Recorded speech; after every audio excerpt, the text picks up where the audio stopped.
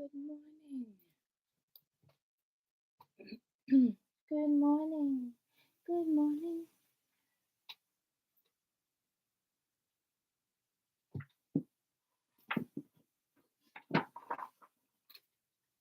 Okay, good morning.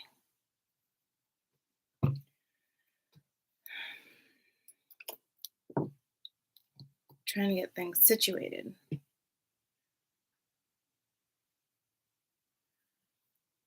My little finger's a little swollen again. What the frick? I don't know why.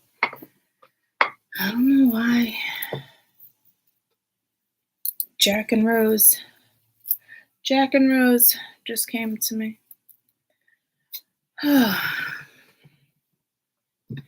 Jack and Diane, 2 American kids growing up in the heartland.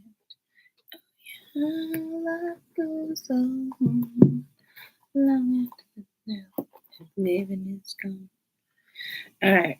Good morning. Good morning. Good morning. Good morning. Good morning. Good morning. Good morning. Good morning.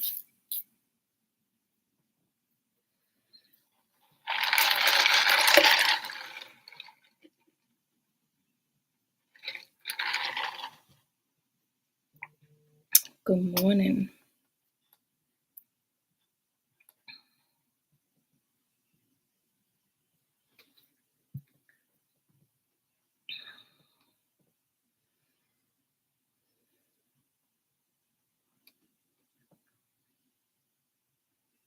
Good morning.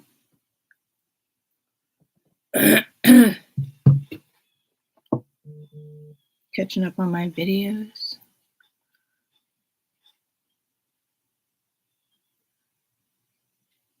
This chick looks good to me. Dun, dun, dun, dun. I know this chick looks good to...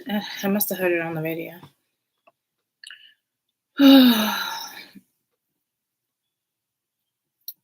Wake up. Wake up, Courtney. Wake up. I literally just woke up a little while ago. Like half hour ago. Went and got my coffee. Do you know I didn't even brush my teeth today? I'm doing things backwards.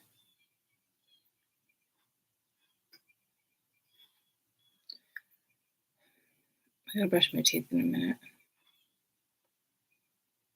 I feel like it's been like that all week.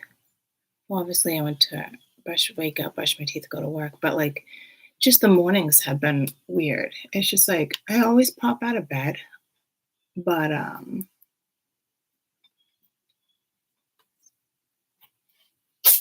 bless you. Bless you, bless you.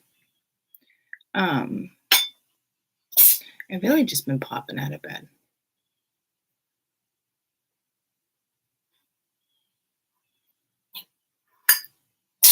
Bless you again.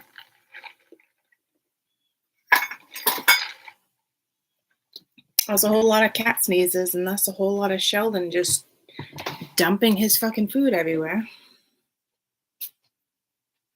Buddy, what's going on? What's going on? There you go.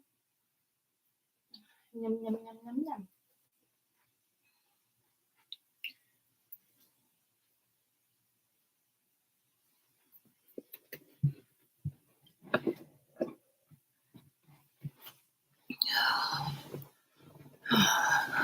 Good morning.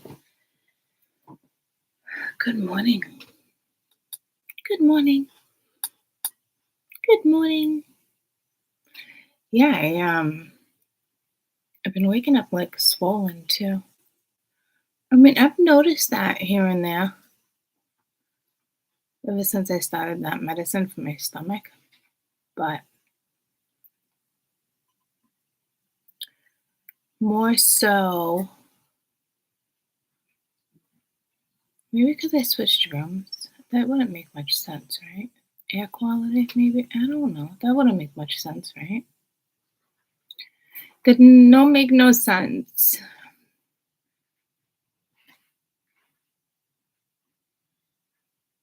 Yeah, chick comes close to me.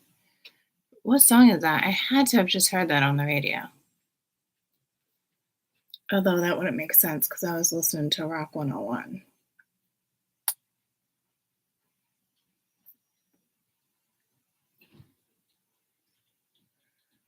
Hopefully we can get some reads in. I do have I have to meet them at storage today. Junk removal and then donation. They're coming within the same time frame, but ooh, want to do a show and tell? I can show you the jewelry that I got from the lady.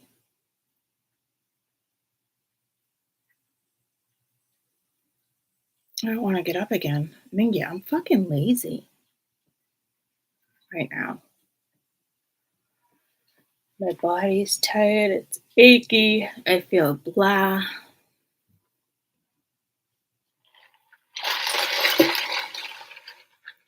I think I feel blah because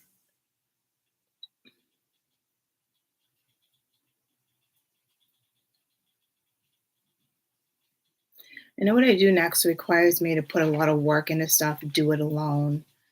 It's Max. Max, don't clean that. Max. Max. Hey, don't do that where I can see you, please. I love you though. I love you. No. Hey, Mama. Okay, I'm gonna put a pillow in front of you. Look at it. That way Mama can't see you. Okay. I don't want to see that shit. I don't want to see it. I feel you heard your husband singing The Power of Love, Huey Lewis, this morning. Ah. Strange, right? It's weird how like things just coincide. Like when that love card came out yesterday, my approach towards something that came towards me, even though like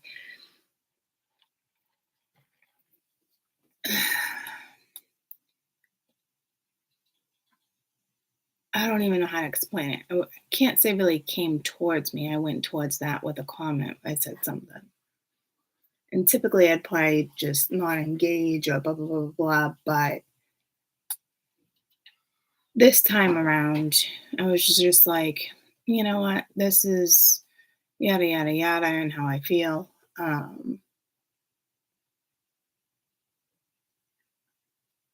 it did. It actually made me feel a little better than to be like, fuck you. You know, those fuck yous feel good sometimes too, though. I'm not going to lie. But it is strange how, like, the coincidences, well, it's not really a coincidence, but you know what I mean? How you put it together is a whole nother meaning, you know? But, buddy, day, buddy.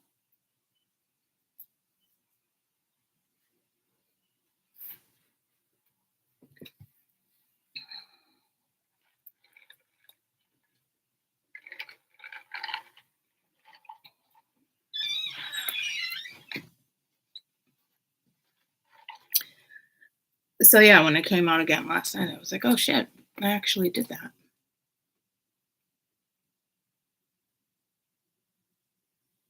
My dad hung a new flag.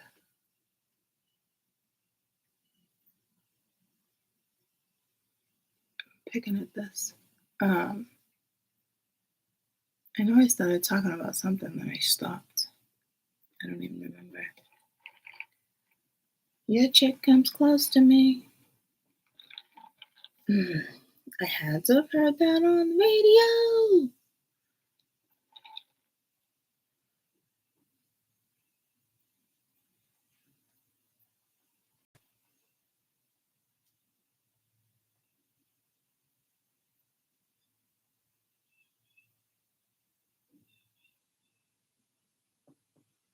A Marion.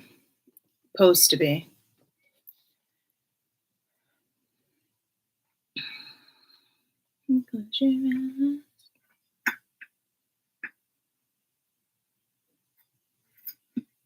Yeah, if your chick comes close to me, she ain't going home where she's supposed to be.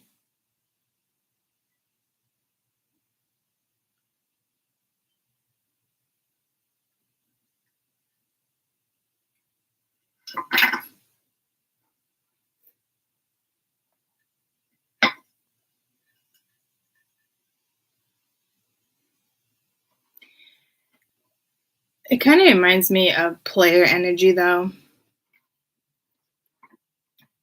Like, I can get her if I want to get her attitude.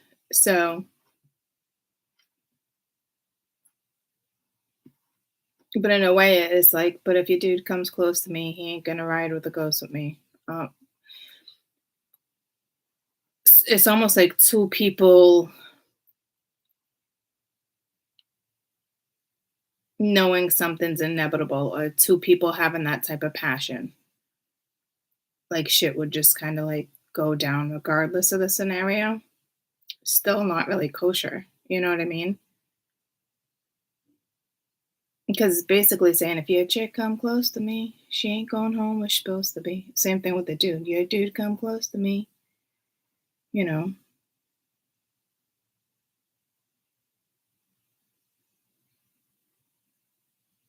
So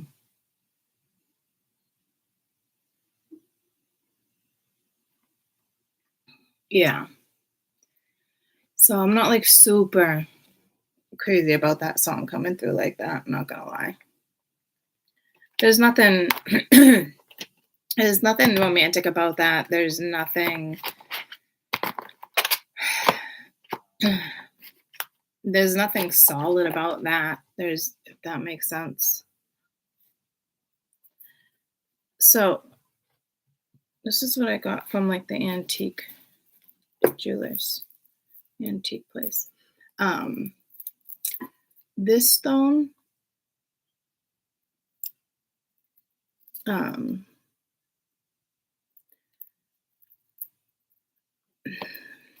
forget the name of it. It's not what I thought it was. Carabochan stone, like CAB Carabochan stone. Some people can mistake it for black onyx. Then this is 1920s, like Art Deco is really big, and I didn't look that big in the picture, but it's the stone. This stone is Sala. I don't even know. See, this is the strange thing. I don't even know the name of. I didn't even know that black stone existed. Okay. I didn't even know. I wasn't really aware of this stone either. It's not cellulite either. It's begins with an S. And it's not the normal one. Your chick comes close to me. She ain't going home where she used to be. She ain't going home where she used to be. Well, see, there you go. So I don't know if somebody's trying to come at you with like something. It's just not a thing. I can't remember the name of it. But there's the Nefertiti. And then it's silver on one side.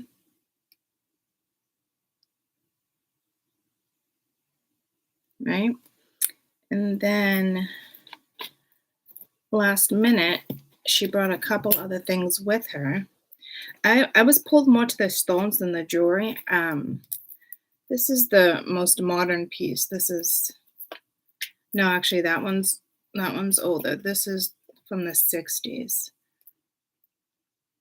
And it's the stone.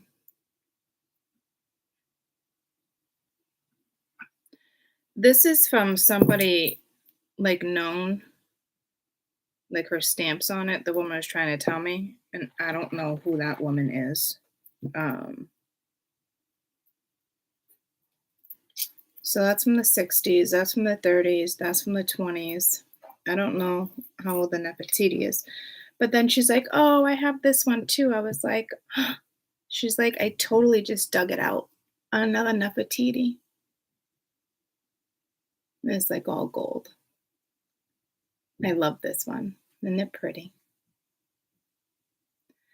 So I was like, score.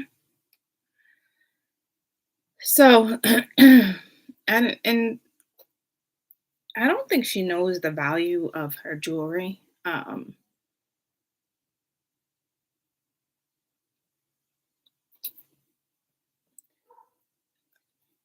think this Art Deco, I think was the most expensive. I think I only paid 30 for that because it's from 1920. But along with like, that's all gold. This is all silver.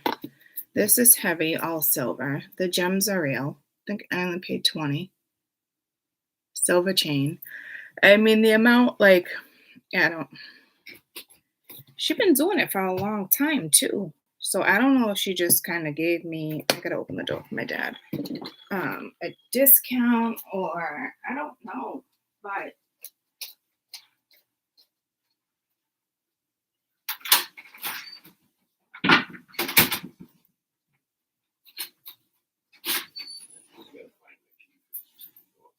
I didn't even know there was one.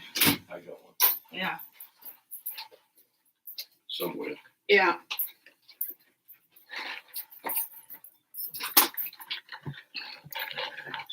So he just went in my bathroom.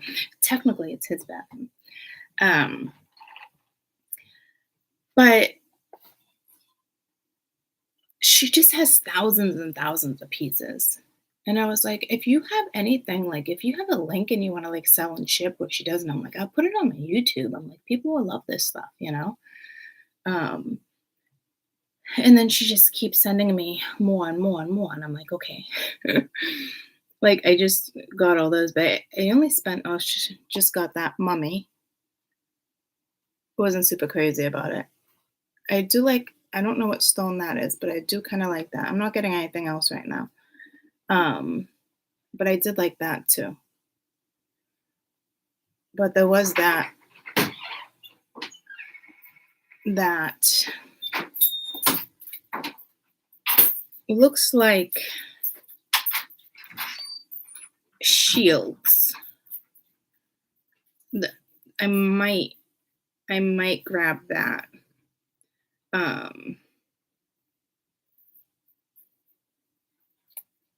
I didn't even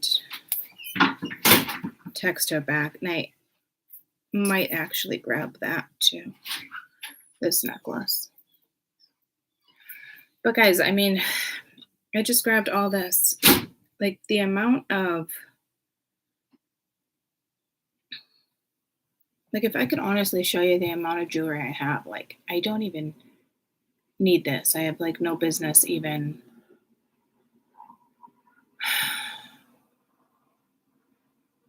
getting this.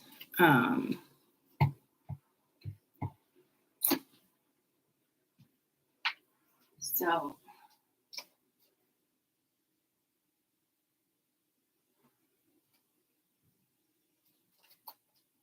this is just like, there's so much.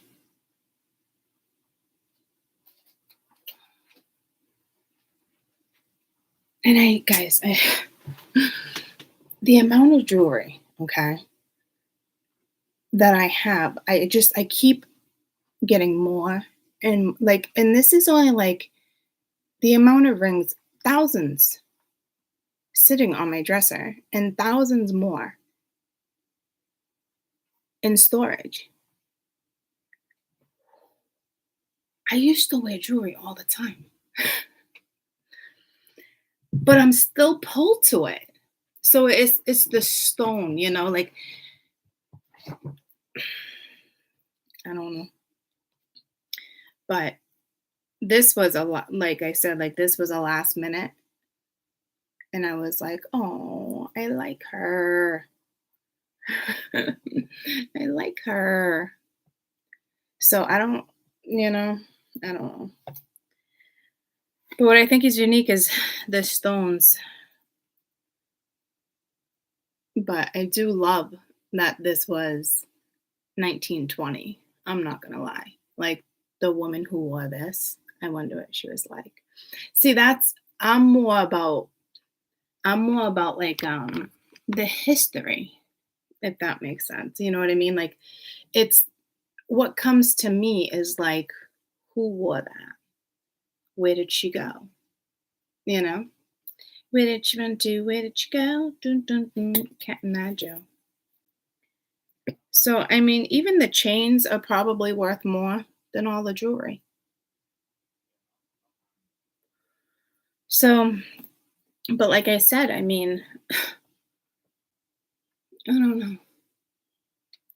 I mean, even my dad came downstairs yesterday, the day before, and he was there for like an hour, half hour, a good half hour, just like looking at all the pieces and, oh, I can clean this, and he's like, wow.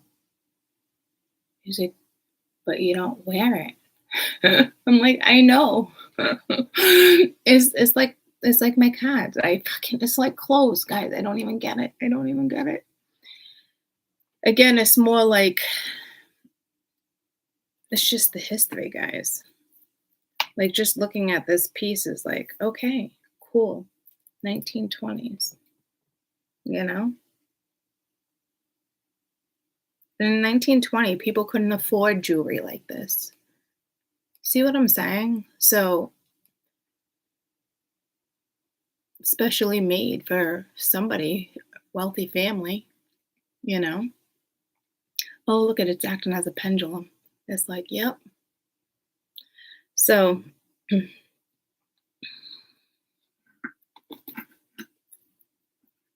just, I don't know, guys. It's just the history. I'm loving the Nefertiti's, though. And then this was my first Nefertiti. I've been wanting to put her back on. So, I don't know, guys. I don't know. But those two stones are rare. I didn't even know that black one existed.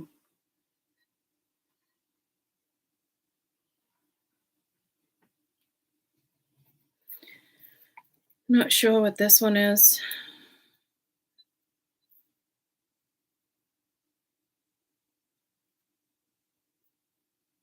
'60s.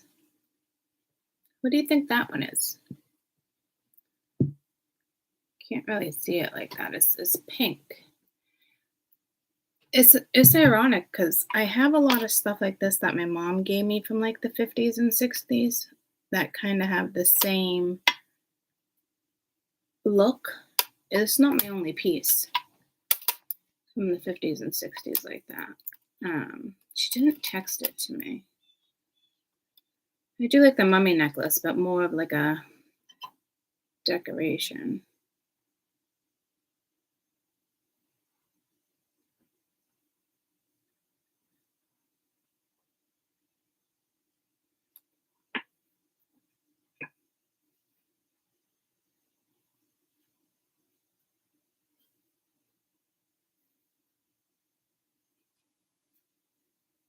Yeah, and she's like, the bracelet is sold because I told her I wanted. Oh, I was going to show you the. And there's actually, she says those are lotus flowers. Lotus flower with inlay and Buddha. I don't remember seeing those.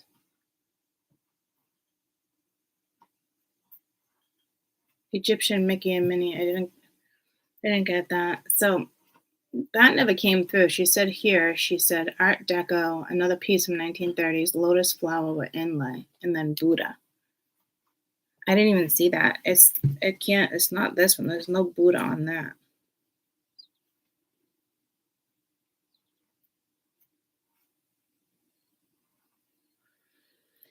So, anywho, if she ever gets a link, guys, I told I would definitely share. She basically she sells her stuff. Obviously, I'm not going to tell you where she sells it because it's local to me. But um, yeah, she's got two places where she goes, and both of them are vintage stores.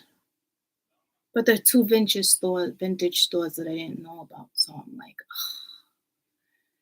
but that's where I got a couple of my stones, vintage stores, and my elephant, my ivory, that still bothers me. I got that from a estate sale. A lot of my stuff that I love, the stores have gotten from estate sales. I just love history. That's what it is for me. It's literally the stone and it's the history. Like I honestly, like I almost picture this person wearing this,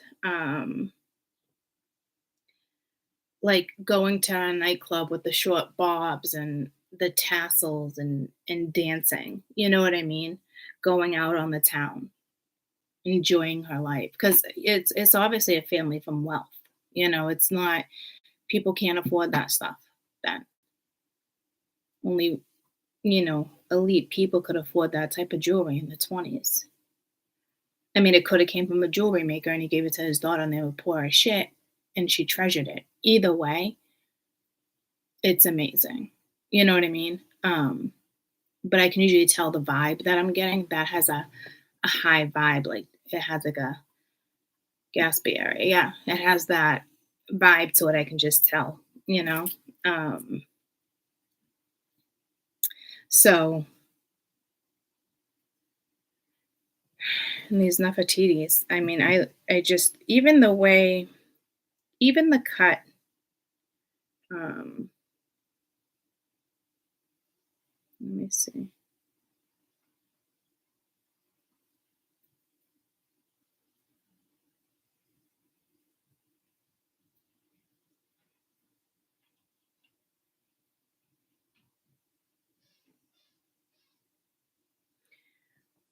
I don't know. I'm trying to get a picture. She said it was abandoned. She said it was 18 carat. Well, the back says 18 carat. I don't know about the chain. So she's not in it for the money, guys. She just that's what I love about well, not all places. Certain antique places are in it for the money that with vintage. Um, it's the cut. It's the jeweler. Oh, oh, that just disappeared on you. That was strange, right? It's like okay, try that again. I can see if I can try to take. Ooh, it's not letting me.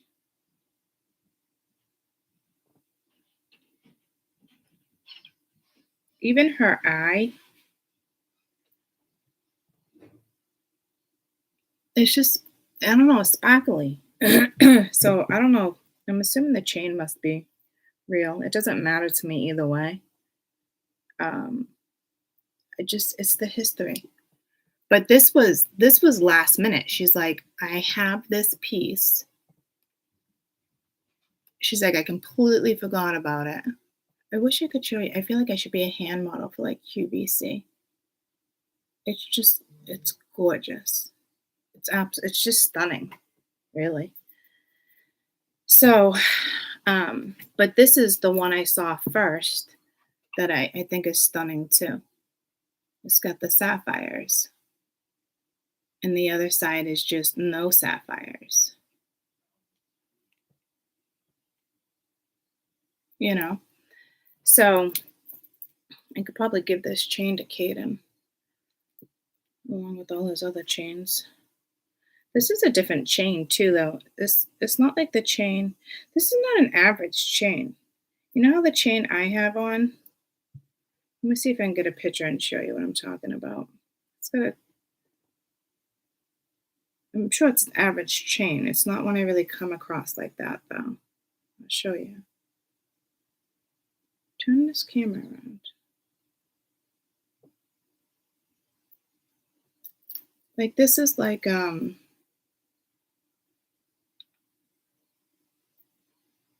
decorate your snap. No, I don't want to decorate my snap. I'm just trying to get a picture. You're not going to be able to tell. This almost reminds me, though, I don't know if I would like this on my skin. Mine's not as, it's like a chain link, but it's also like it's got a really cool design. I don't know how to explain it. Strange. It's more like a guy's chain, though, you would think. No, it's kind of more girly. I don't know. But I absolutely, I love it. Each side is, it's almost identical, but it looks so different without the sapphires. Like the artwork is amazing. Look, I'll see if I can show you one more time. Ooh, clear the throat chakra.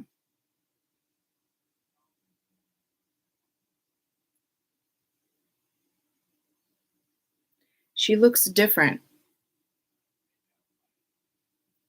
in like both sides, even though it's almost identical. Like if you did one side that day and the next side the next, you would think it's a whole different piece. Just something about it. But I'm more pack the one that I'm least like I would wear 3 out of the 5. Maybe 4 out of the 5. I don't know. See, I'm not even it's the history behind this one. I don't even think I would wear this one. See what I'm saying? I Does anybody else have this problem like I do? Like, I don't even know if I'd wear it. It's just the fact that it's the history that I like. So, yep, those are my treasures that I've gotten recently. I love my treasures.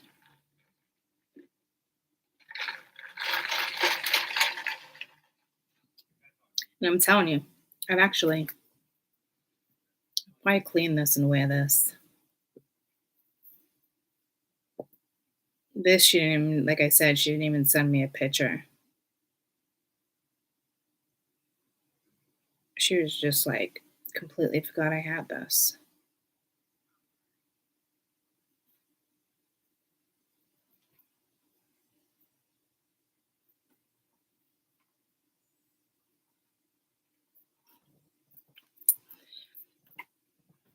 You know what it looked like on my chest. Pretty. I don't typically go that big though. I don't know. But yeah, pink stone. Is it like a pink pearl? I don't know. But like I said, I try to show you the bracelet, but the messages don't go back that far for some reason. I don't know why. It stops at the Egyptian Mickey and Minnie. But I've been having phone issues. Let's see. Pink stones.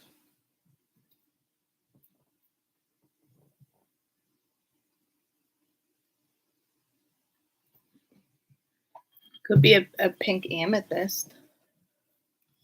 I don't know. Let me ask Spirit as I go through this. No, could be a pink quartz.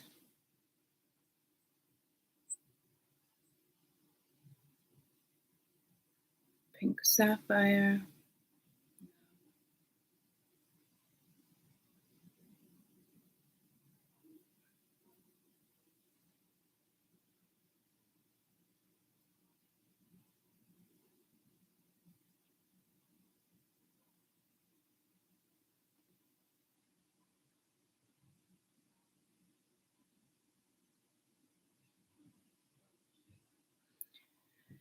His rose, yeah, it might be a rose quartz, but it doesn't really look like a rose quartz.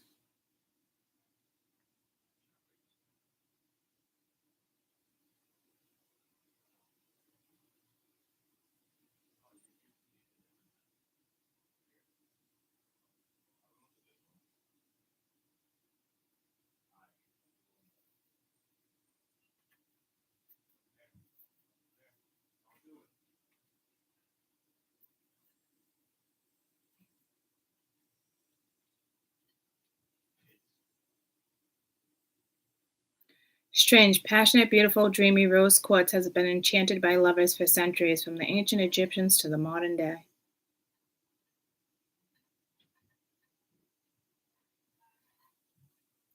Yeah, so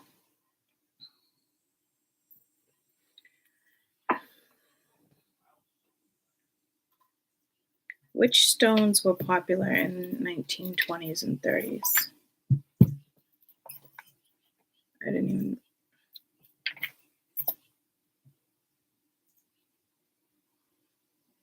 Probably all stones, right?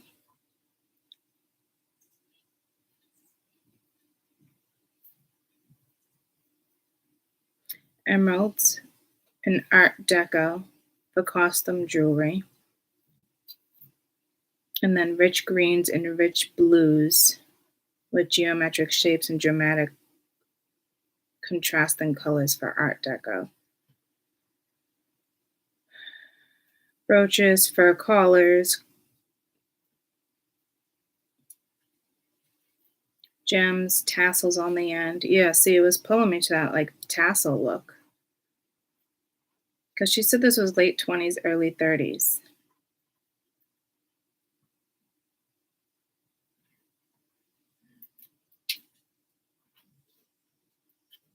I don't know. Pretty cool though.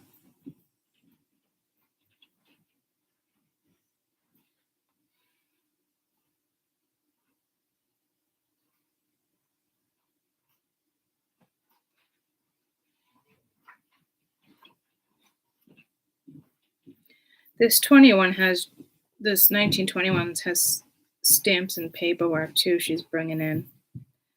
So, which I don't necessarily need, but she feels the need to give them to me. Which I'm saying, like, I only paid $30 for it. It's like, wow.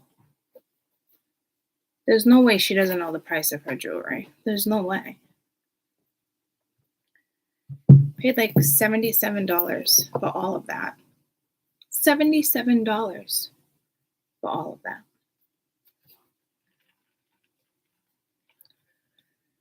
I don't know. Maybe she was just doing me a favor. Maybe Spirit just wanted the 7-7. I don't know.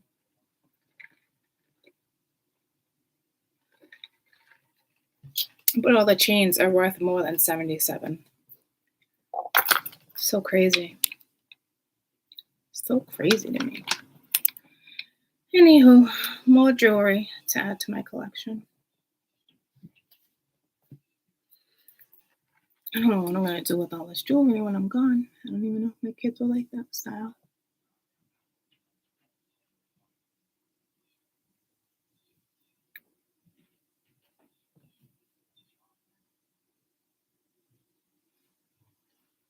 Maybe one day they'll go in my estate sale. Someone else. I don't know. There are certain pieces, though, is a must stay in the family. My ivory.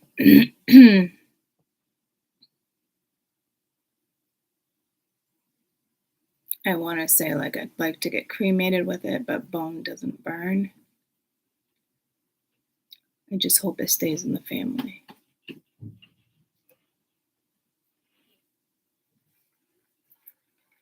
My dad was telling me toothpaste. When I was reading on how to clean ivory, it was more like lemon juice, salt. If it's not salt, it's sugar. I'm just I'm just glad it's in my hands and nobody else's. When I first got that ivory, that's when I noticed certain good morning abilities of mine kicking in because I knew that was up on the shelf and they hesitated to tell me. I'm like, "You have an elephant up there?" They're like, "I don't know what you're talking about. Everything you see is what's for sale." Guy was really, I'll never forget it. Obviously, if I was the wrong person, his jewelry store would have got shut down. Obviously, you can't sell ivory. But he told me it wasn't, but I knew it was. I brought it to someone who confirmed it. And the only reason why I think he gave it to me is because his wife even came out. They didn't even really want to tell me this story. I remember telling you this story. Very strange. If it wasn't for her coming out, because I think I said it like 3 times. I'm like, "Are you sure you don't have an elephant up there? Like an elephant?" They're like, "No, what you see is what's for sale." And then she came out, started talking to me. I almost walked out because they weren't friendly. They really weren't friendly at all. They were really kind of rude. But yeah, again, that's when I really started to notice my abilities. And it's weird we're talking about this because a couple cards and the reads have come out the last couple days, and it talked about certain abilities kicking in for you guys or getting stronger. You know, I wasn't pulled to it for the fact that it was ivory. I was pulled to it because I just knew it didn't belong there, and I wanted to know what it was I was sensing. And finally, the wife's like, "Well, I do have this piece over here, but it's not on display." She's like, and when she showed me, I was like, "The fuck, guys? I've been asking you if you had a fucking elephant in here." Like, I was pissed. I was like insulted. I think they were just more baffled, you know? But I still have trouble bonding to it. I'm definitely connected to it. It was meant to come into my life. That's why this one particular piece has to stay in the family. There's no question. I think the person who made it for like their daughter who had cancer. Like the elephant was already dead, you know. And I think then it was okay to use ivory for jewelry. You know what I mean? I feel like whoever did it for their child. And I don't know if or the wife, and I don't know if she had a chance to actually wear it before she passed or not, but I know I'm bonded to it, but not in the way I should be bonded to it. It's just like deep and emotional. I feel like I gotta prepare myself for that one. It's like going into like a cave and not knowing what to expect, you know? Fear, I think is what it is for me, you know? So it's actually the most expensive jewelry besides like wedding stuff. Paid like 600 for it, not even knowing if it was ivory. So I walked in and out of that store, in and out of that store, in and out of that store, in and out for like 2 fucking hours. Do I take it? Do I not? Do I take it? Do I not? Like talking to myself. People must have thought I was fucking out of my mind. I'll never forget the day, ever.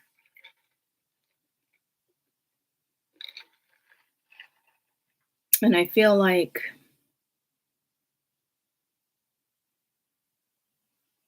it's like a fish hook for like the tusk. I don't know if I've ever showed you guys. I'll show you briefly. I think I might have shown you briefly once before. It reminds me of like a fishing hook.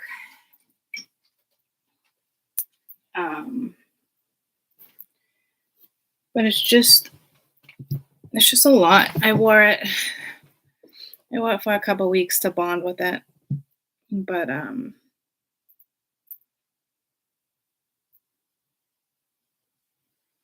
yeah, it's still a tough one for me to swallow.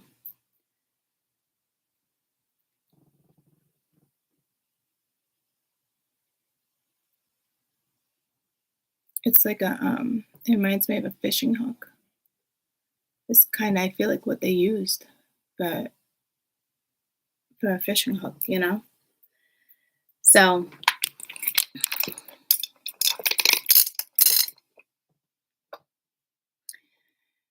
I actually can't even keep it right there. So I don't know.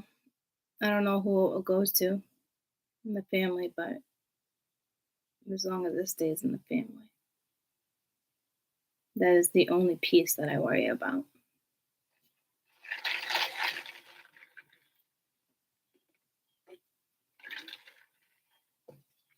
So I think that story is pretty important, guys, because of the last couple of reads that have come out regarding certain situations with, you know, your intuition or psychic abilities, certain stuff kicking in, right? So we all have our own stories. I don't even feel like this is reminiscing. I wouldn't even know what to call it. Just history. My jewelry has history. You know, get it insured. Yeah.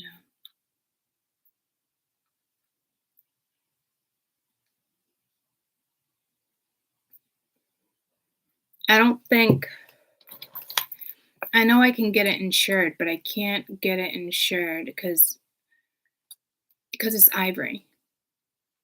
It's not the same as like insuring like a diamond or house insurance for like a TV fire. So it's not. I remember him telling me the story, and I don't think I can legally have that insured like that unless I had legal document of ownership and legal document of when the piece was made. You know what I mean? It's something like that.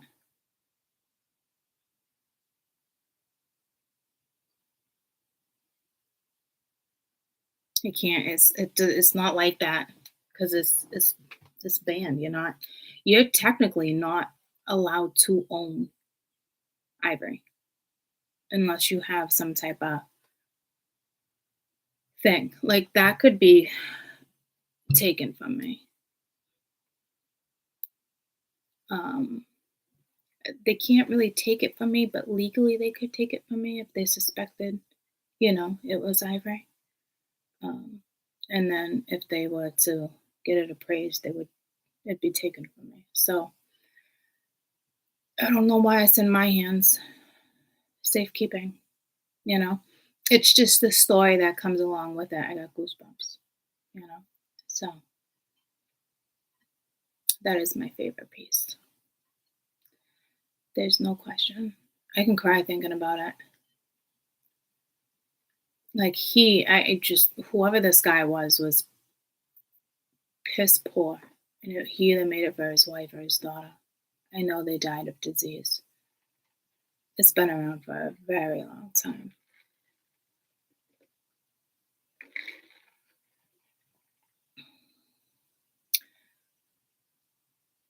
Can you tell? You think I would know this?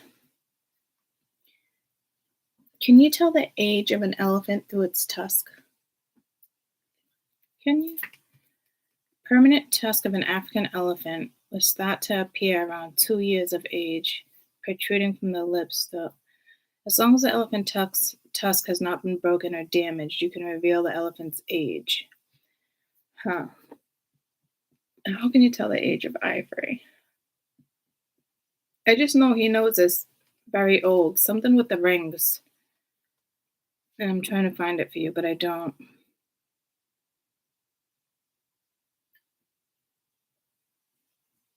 Determining the age of ivory is important. Controlling illegal trafficking and proper identification of ivory artifacts.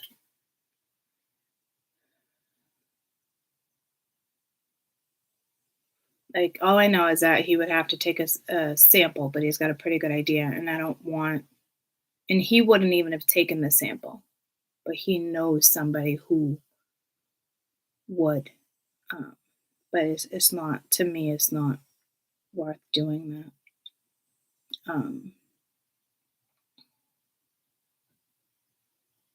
So I can't find it. Hmm.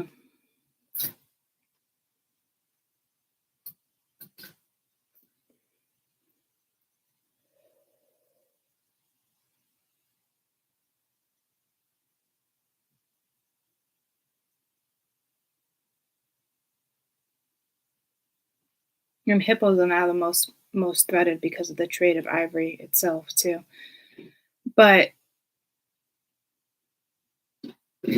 what I think the beauty of the story, guys, to be quite honest with you though, is obviously from an elephant. He made it into an elephant. Whether I don't even think it was like the wife or the daughter's favorite animal. I think what he did was respect the animal, you know?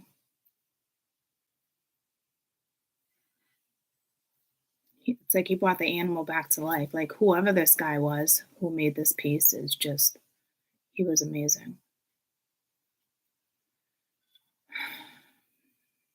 And again, that's how I started to learn about my abilities. That's when it started really like it's, this was before YouTube. It was like a year before YouTube where a lot of stuff had started like it's all coming back to me, like adding up stuff from like being a kid. Fear of the Ouija board, fear of certain stuff because it could always sense things. So can't even really explain it. Um, I feel like it's something I've always kind of had, just never really. It just scared me, and that stems from past life too, and how things went down in the previous life, and what I was going to do with it this lifetime. You know, so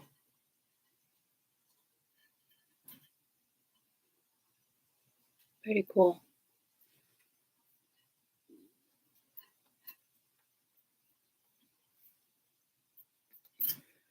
I think I'm just nervous about what's next because I know it's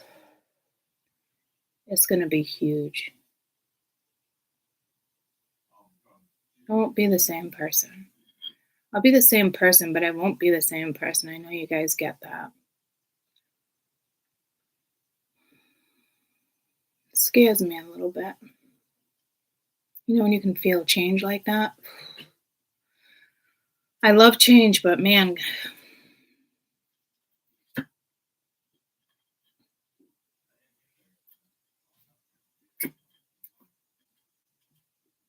anybody else get that sense where your life's going to change drastically and for the better?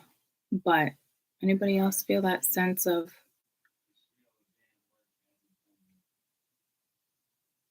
drastic shift more than just change? Does that make I'm nervous even talking about it, but I share things with you guys because that's what we do.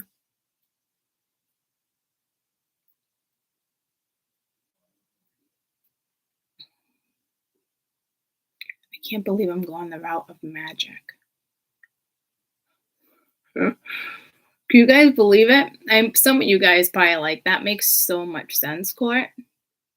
But not for me. But I've always sensed the magic and the power in certain stuff, the abilities, but almost like not wanting to touch it because I know it's intimidating and I know it's powerful. So to call in certain people with words is extremely intimidating for me. It I smell I just got a smell of something. It's gone. It was delightful though. It was like maybe a flower, a fragrance. I don't know where it came from. It's- The window's open right here, but I don't know where it came from.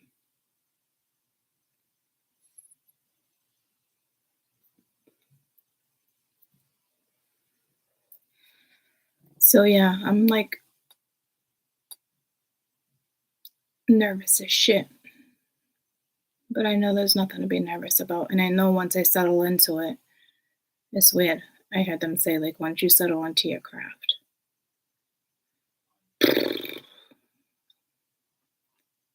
Come on, anybody else sense things? You got to. We're all part of the same starseed family, pretty much. I mean, some of you guys been with me fucking 4 years now. 4 years. Because our souls connect, our frequencies connect. It's not necessarily our stories, it's our history, it's our past lives. It's the sense of who we are. I'm not an average reader. We are so much more than that. I cry. It makes me so nervous. It's like we all found each other again. It's pretty cool.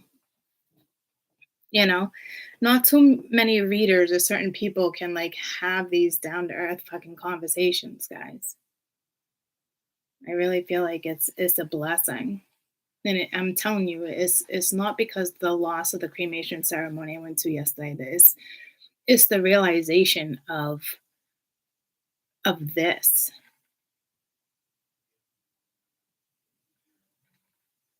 So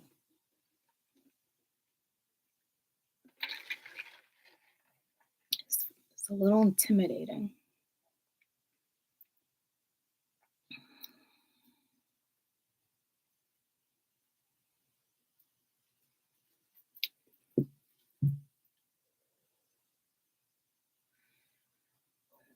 I gotta pee.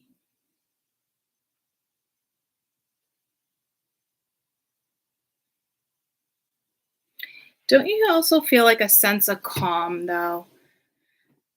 Like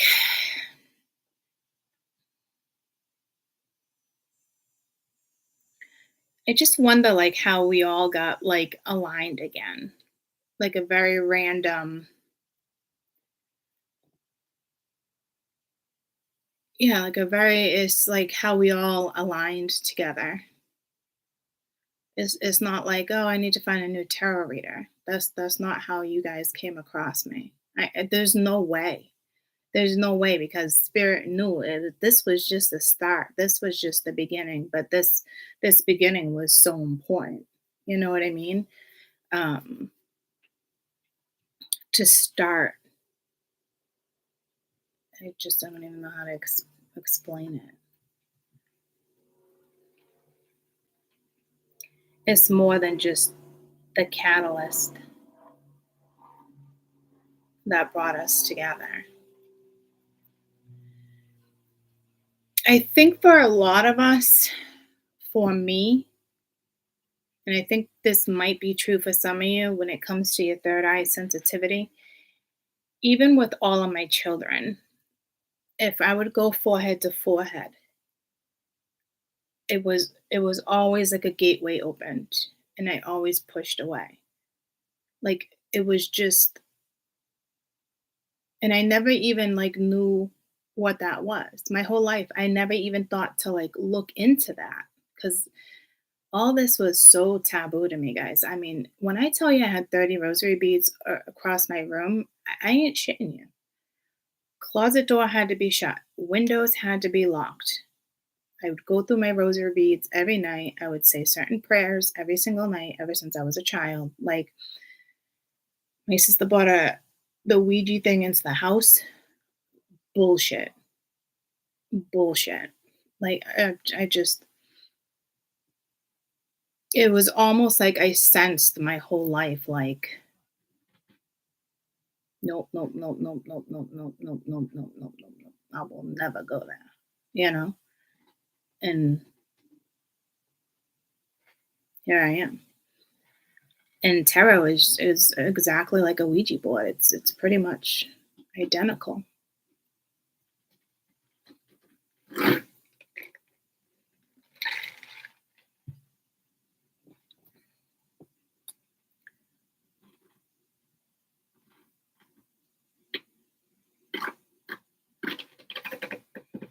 So,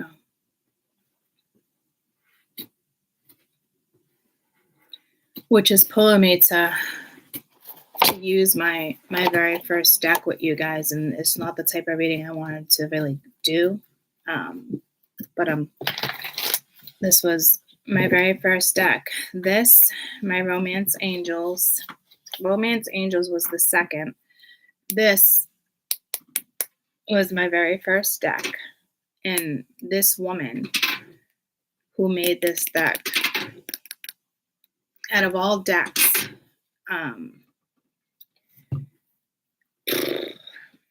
she took me on a journey. She was on a journey. She was very depressed. She took me on a train and showed me her whole entire life. It's so crazy. Like, so when she like imprinted her deck, she imprinted her journey, more than her intention. It doesn't make her wrong for doing it. It's like an artist, you know. It's like it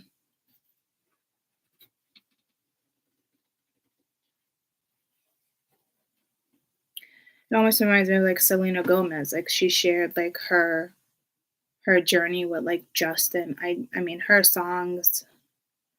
I just love her, you know. So how artists put their music through songs, like she put her journey in that deck. And Natalie, this was her very first deck she used for years too. And I got this deck before I even went to tarot. I was telling you guys I was pulled to astrology and then crystals, and then it would pull me to tarot, and I was like, no fucking way. So I actually got this deck before I even started watching tarot. You know, but my mom always had history, like hauntings. I always told you like the mitten story. She actually did classes before um, before she had me and my sister, when she was probably like 18. Like that was her area of study, was phenomenon, and you know, which is crazy. And she never followed it through. Her daughter did, with zero intention on doing it. And my sister always had the ability too. She used to always speak to a woman in an old house that used to sit on a laundry basket and share shit years later cleaning out the house. This woman used to live in that house. So she used to talk to that ghost every night. And me, I was always like, fucking stay far away from my ass. Like, and now look at me. Rise and shine. Come on in and chat. You know? It's, so I know things are gonna start changing drastically. Because we're having these conversations, and it's history, and it's getting in tune with our past lives, and it's getting in tune with crafts, and it was just everything's getting in alignment again. You know, like your best past life is coming through. So what you're gonna do next, whether it's just raising your freaking vibration, whatever it is next for you, is gonna come through.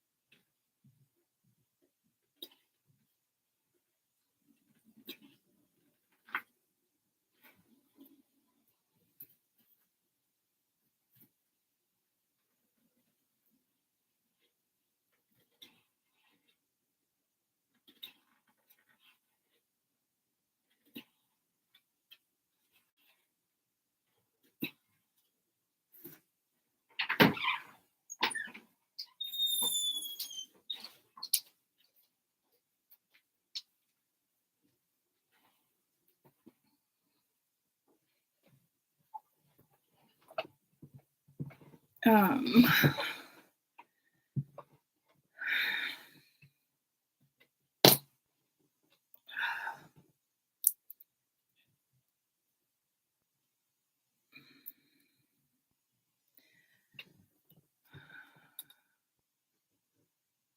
Even the remembering stage of activations, use light coming through, allowing the embrace this energy clear and necessary past life. Yeah, all that is absolutely clearly happening. But I truly believe like we're all stepping into what we should have done in other past lives that we didn't do, following through. Like following people doing this way, not following our own beliefs, our crafts, certain stuff like that. So I got distracted when I was sitting. I had a bathroom thought. Oh,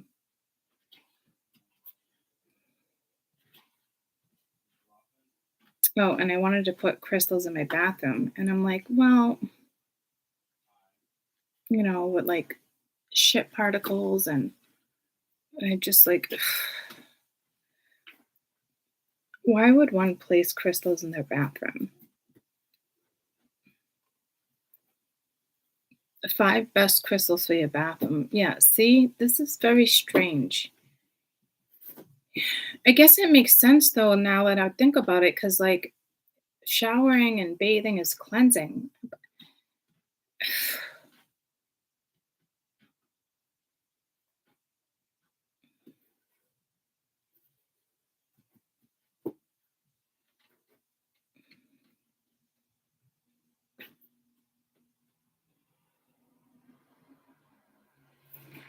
So a green crystal, because it's the light that goes through it. So green crystal is one of them. Clear quartz is a good one in the bathroom. It's good for cleansing, extra healing. The spruce smoky quartz to cleanse the energy. And kunzanite,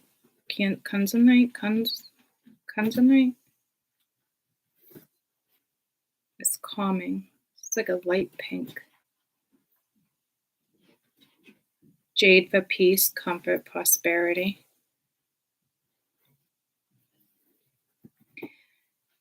So my mom always put shells in her bathroom. But I'm just like, the bathroom's always like dusty and dirty, and then, I just working in the public and germs, and you go pee, and I know it's a public bathroom and your house bathroom is different, but then you got, feces particles, and it's like,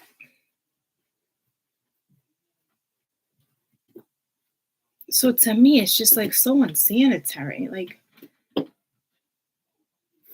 Like how far do feces particles float, like in the air? How far does feces particles float in the air? Like it's just the yeah, see, flushing a toilet creates 3 feet of vortex. Okay? 3 feet of fucking vortex. Like I so now I'm gonna shut the toilet seat every time I take a poop and flush. See what I'm saying, guys? Like, so to me,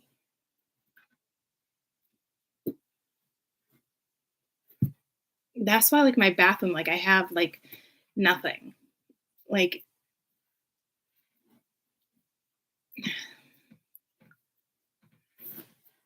3 feet of vortex. Okay?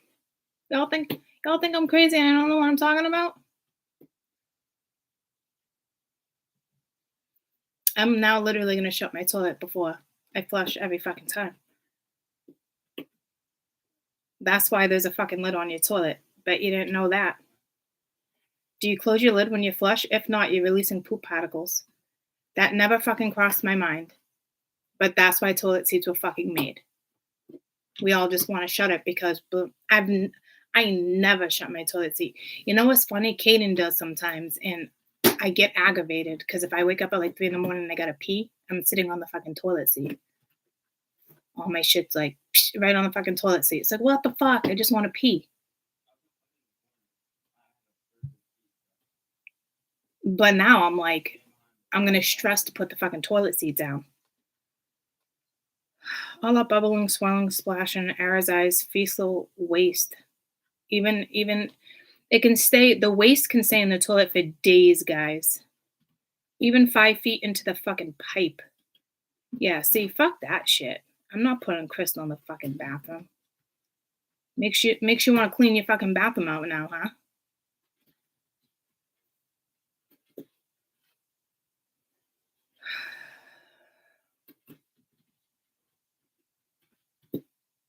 Three feet in the fucking air.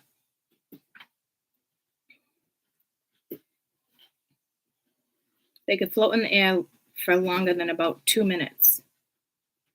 Okay? How does that make you feel? Going into the bathrooms. Fuck that shit. Fuck, man.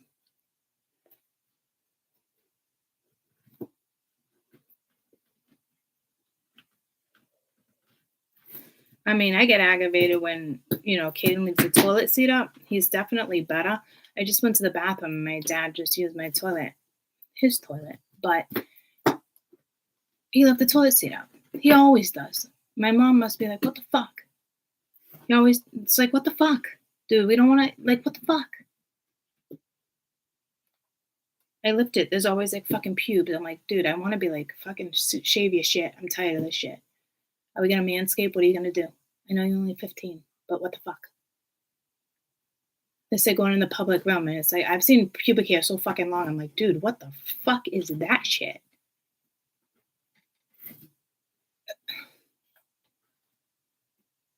I didn't know pubic hair could be so fucking long. It just fucking wigs me out, dude. That's why I like poop particles on a toothbrush. Yeah, I've never left my toothbrushes near a sink. A lot of people do that. Fucking gross to me. You all want to do that? Have fun with that. I don't like that shit. See, I knew there was a reason I needed, because Spirit wanted me to like, I feel like Spirit wanted me to put like crystals in there because you're in there shitting, bathing, all that. And now I'm like, fuck that shit. Fuck that shit. Sorry, Spirit. Because I know this isn't like take your crystals out of the bathroom. This is, so I don't know what Spirit thought they were gonna get with me there.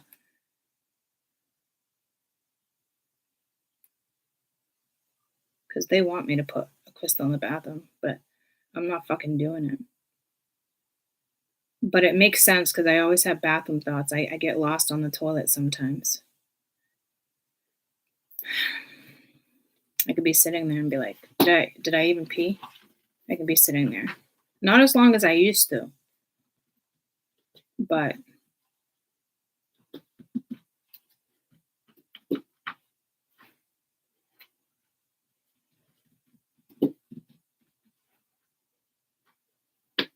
maybe I'll get like a case that has a glass covering. That makes sense, right? Why I can like open it.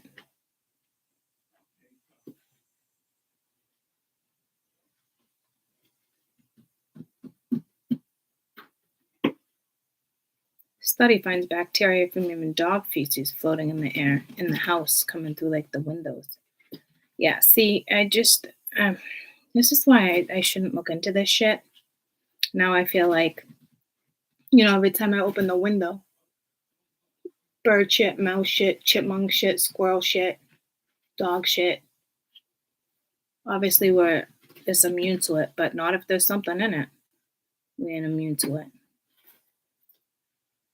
So, bleh.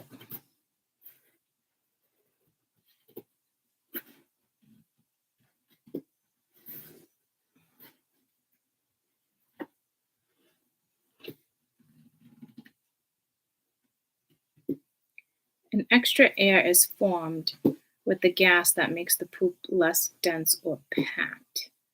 This leads to the float when it hits the toilet bowl.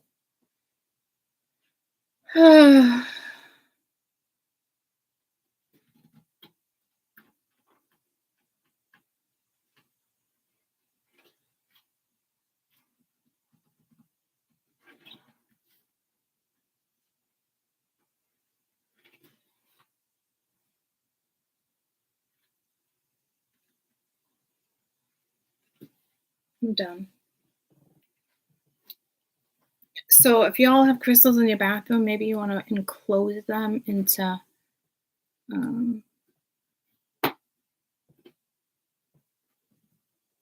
maybe you want to enclose them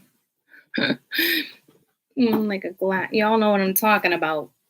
Or like take your crystal. Y'all have like mason jars, right? You can maybe like put some crystals in that. They look just as pretty in there, like seashells and sea glass and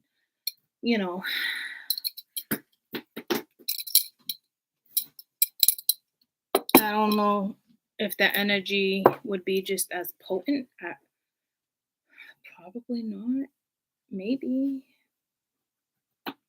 Yeah, Spirit's saying yeah.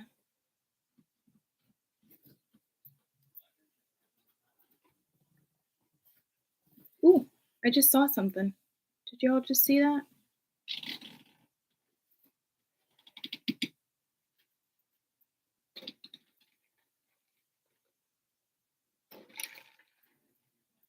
I feel like I just saw another thing. Did you see that? Something in front of me? Real quick. Something in front of me. Yeah, come close to me. Was Joe? I know I saw that one. Did y'all see that? Whatever that was. Could have just been something like in my glasses real quick. I don't know. They're so quick. They're like little fireflies. Although I don't think fireflies are that quick. I kind of feel like sick to my stomach now. So put your crystals in a mason jar or something, please. Okay. Put the toilet seat down when you flush now. In public restrooms, is there even a toilet seat? No, I don't think so.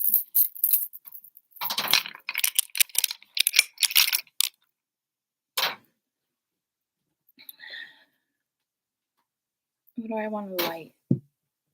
I want to cleanse. I don't know if I want my Palo Santo. I want you to come close to me. A blue stone necklace in your reading. This is an email I just got. Blue stone necklace in your reading. Oh, did you just send it to me? Oh, I just saw you hold up a blue stone. Oh, hey. I just picked up on that. True story, 1929. I'll have to read that after. Thank you. You have to read that one after, though. Hi, buddy. Sheldon's stuck, bro. You want to go He's stuck? Where's he stuck? I heard him making noise. I mean, look at him. He's standing up right now. Oh, my Lord. Please help him before he falls backwards. Buddy, what are you doing? My goodness. Oh, his little foot is stuck in the box. Buddy, what on earth? What on earth is happening to you? My goodness. Here, go play. Oh, I'm telling you. Can I have the paper towels? Oh, they're right here. You're telling him right now. Oh, I'm telling you, man. You can do it with Sheldon. What am I gonna do with him? What are you gonna do with him? Right? Go play, buddy. I'm gonna go upstairs and around some bowls. Yeah.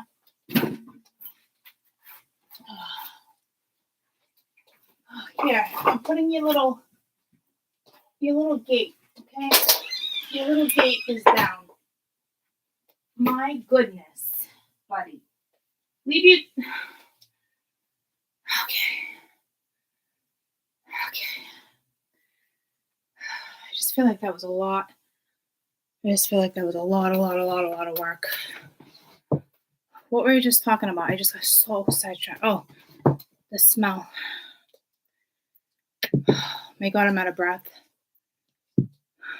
Why am I out of breath?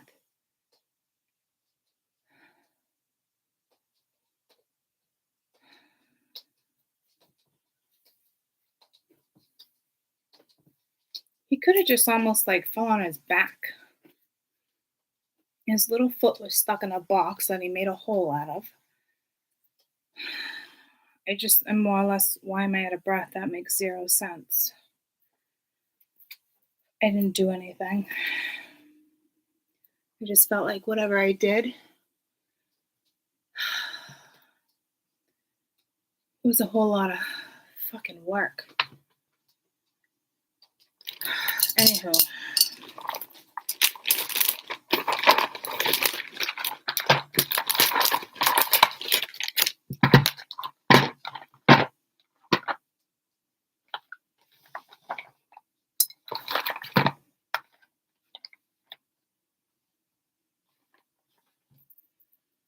All right, let me ask.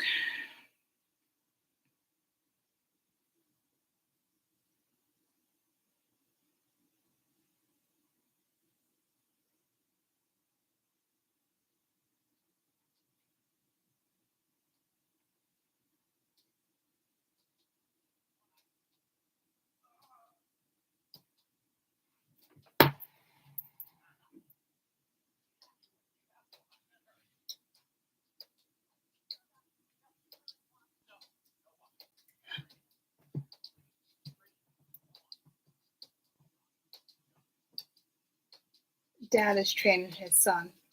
He's like, can we take a break and walk? Dad's like, no. You can slow down, but you're not walking. He's like, breathe.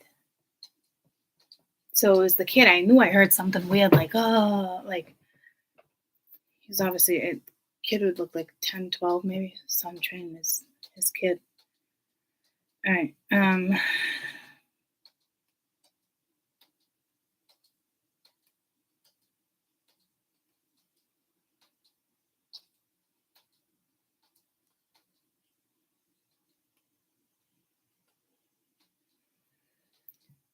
All right, we're going to go lavender.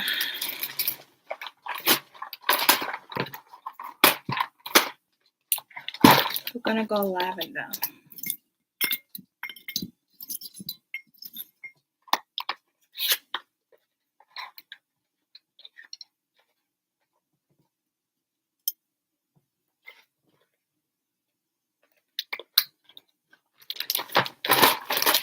I used to put fresh lavender under Jade's pillow in her crib. That girl, fucking, I said cowlick. She did have a cowlick, but colic. I know lilac. Ooh, I do love lilacs. Lavender, it's calming. Benefits of lavender, but it's more than just calming is what I'm looking for right now. Helps improve sleep, blemishes, pain, blood pressure, anemia, asthma, hot flashes, fungus growth, promotes hair growth. That's not what I'm looking for. Anti-inflammatory, antiseptic, heal, minor burn, hugs. Okay. Not hugs. I don't even know what that was. Why would one burn lavender incense?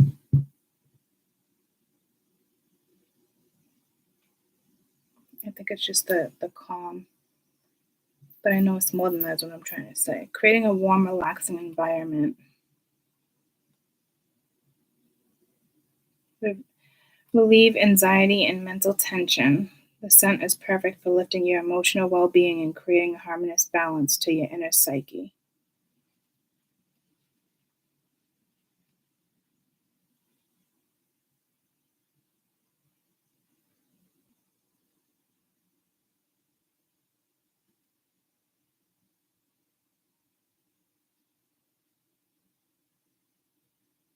So that's what we're burning.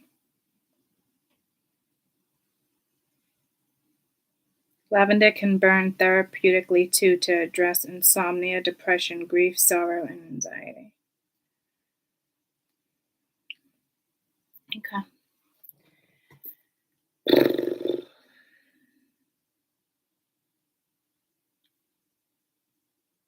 I think purple might be a color for you too, and it's not that.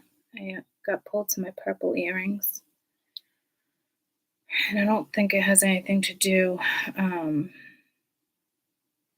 with. I got pulled to my amethyst. I don't think it has anything to do with the stone per se. It might, because my amethyst is right there, and the earrings are amethyst, but that's purple lavender. But I'm more looking for and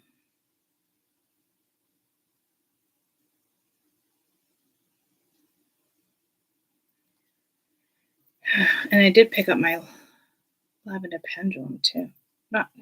Amethyst. Color purple has a variety of effects on the mind and body, including uplifting spirits, calming the mind, nerves, enchanting the sacred, creating feelings of spirituality, increasing, nurturing tendencies and sensitivity, and encourage imagination and creativity. So purple, I know it's like a lot of people get pulled to like royalty and wealth and mystery and imagination, but I think for you guys right now, I don't know.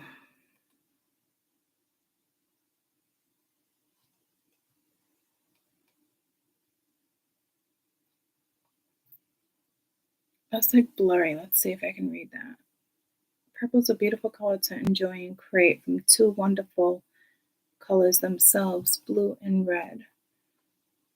Oftentimes, people have associated it with luxury, power, wisdom, creativity, magic. When you look at purple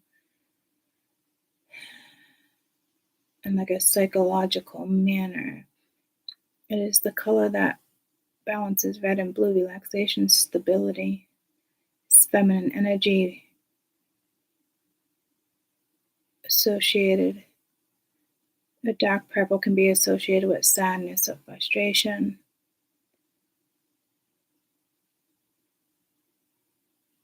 Independence, creativity. That was tough to read. It was so fucking blurry. I literally feel like I made myself nauseous.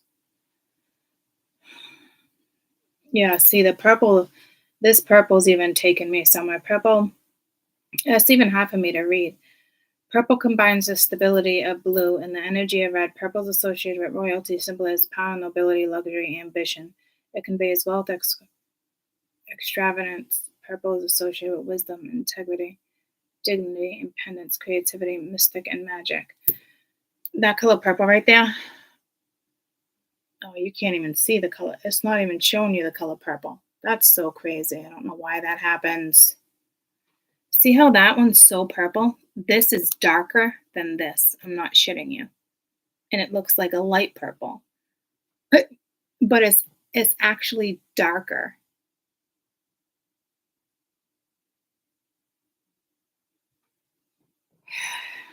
And this lavender is dark. So, all right, let's read. I think we're going to be reading on I feel like it's new beginnings. I do feel like it's linked to a past life. I do think it's relieving some type of stress. There is something behind this why I'm using my new deck. Going in new directions, choosing certain paths.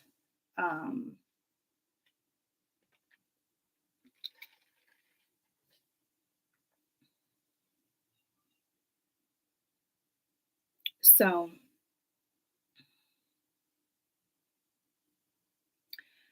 I also want to put my fan on because I don't know how well I'm going to do burning lavender.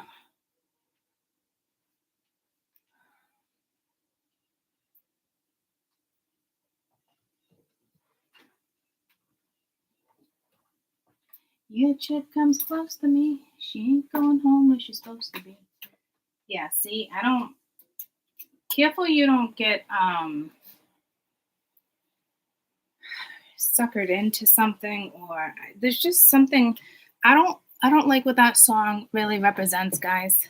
It's almost like, yeah, two people, I get it. Like two people have a connection, right? But like if two people are not working on that connection, like it's so much more than the intensity of passion and other things. Um, what was the name of that song again? Your chick comes close to me. That's not it. It's Omarion. It's your dude. If your dude comes supposed to be. So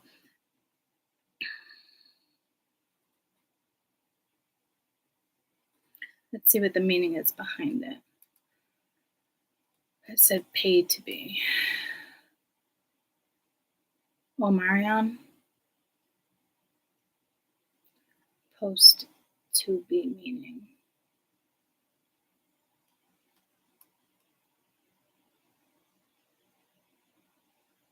It's boasting about the ability to take other people's lovers. See what I'm saying? It's like, so I hope whatever this is really like it's more about releasing this past life or releasing, that thought, because I know it's what I'm about to read on, and this isn't my past life deck, but I know this has to do with releasing some type of past life. I really feel like it's going to be some type of powerful read, whether it feels like it is or not. But when I went to go get the fan and then burning this, right? So it's just like bragging, to the homies, boosting them about the ability to take other people's lovers. Like that's what I'm saying. Like it's so fucked up, guys. Like,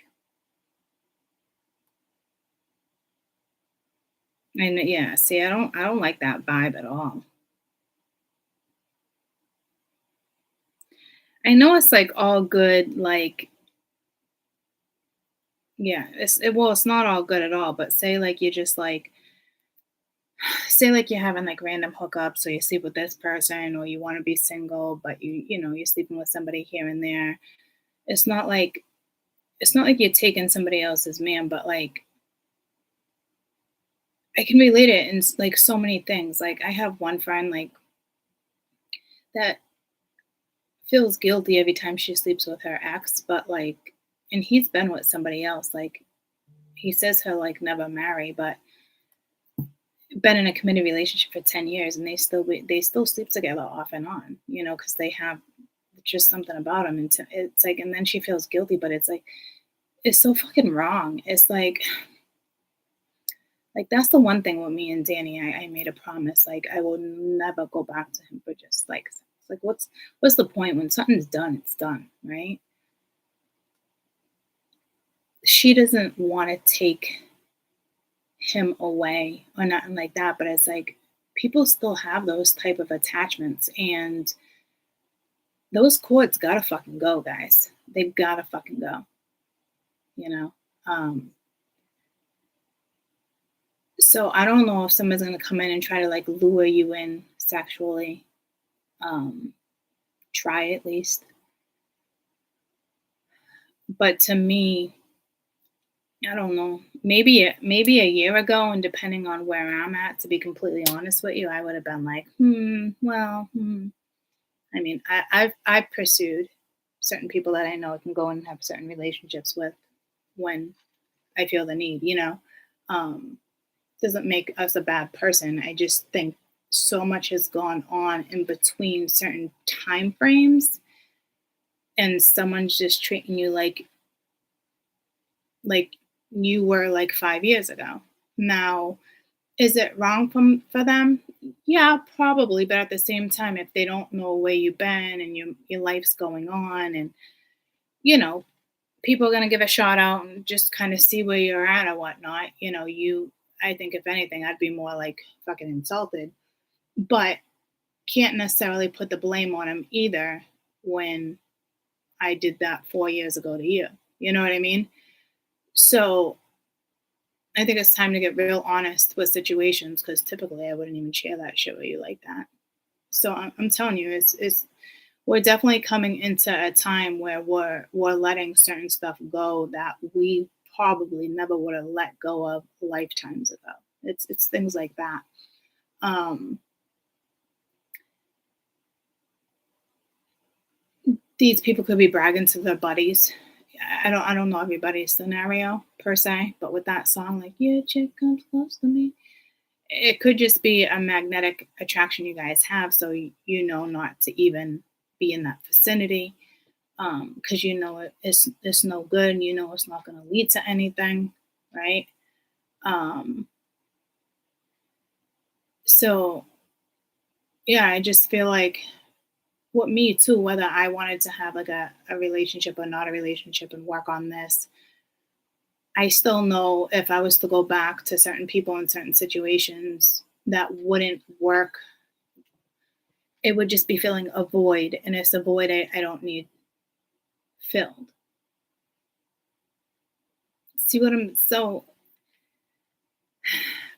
I don't I think people are gonna try to come towards you, or I mean they could just be real fucking blunt. It could be somebody from fucking 5 years ago for all you know, you know? Um and it's I just don't think they're gonna realize like how insulting it is. Because I think that you've done a lot of growing and you've ascended. Um,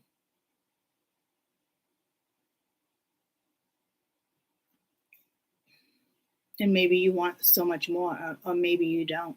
Like for the last 2 years, I'm like, I'm ready for a relationship, this and that. And now I sit back and I'm like, I don't even know if I fucking want one, you know? But to also have that person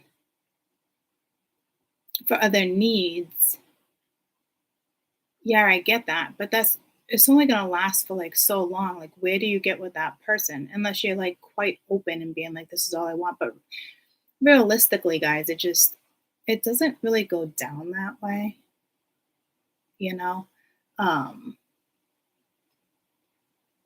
so I just feel like there's an energy around you that really feels like they have some type of pull sexually, and is little to the do they know for you it's more like like an insult. It's not knowing like your worth, or it's just it's wrong. It's like disgusting. It's ew, ick. Like they should know better type of vibe, you know, but still gonna attempt anyway.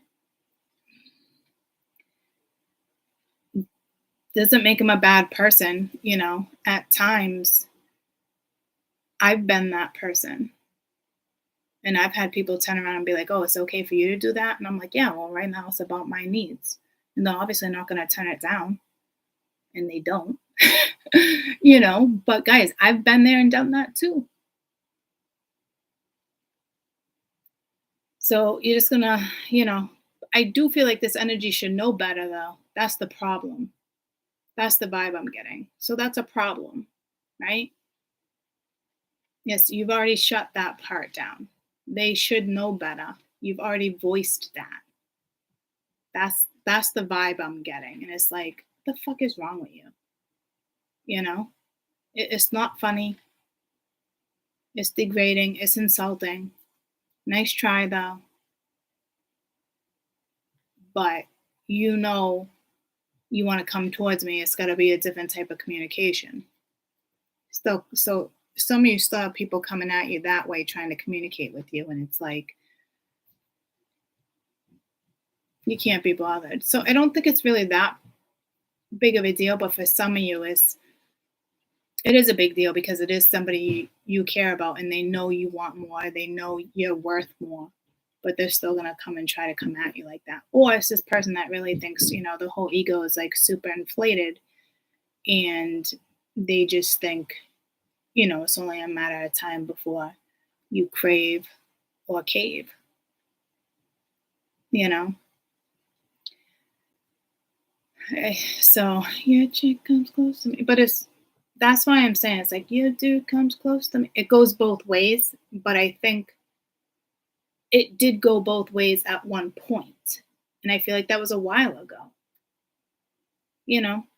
And not a whole guy, so people I would go to, and I'd say person, not people per se, but it was There was never more than one lover at a fucking time for me. It's not what it's, that's not me, right? But that's some people, that's the way you want to live your life. You're kosher, that's what you guys do. Like, so be it, right? But I've been there and I've done that out of my own personal needs, right? So, but I'm telling you, Spirit's saying this is way different.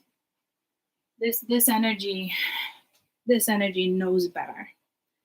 So I think we're just releasing a lot of stuff that no longer serves us. But I do feel like there's going to be a conversation or something's going to come in and this keeps on this keeps on unbuttoning.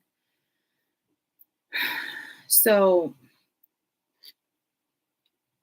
maybe they just don't want you with somebody else. Maybe you're dating other people. Maybe, I mean, who the fuck knows? They probably don't know. They could be suspecting, or I don't know. It's tough. I can tell it's a tough scenario because this energy for real is they're probably gonna come at you like that.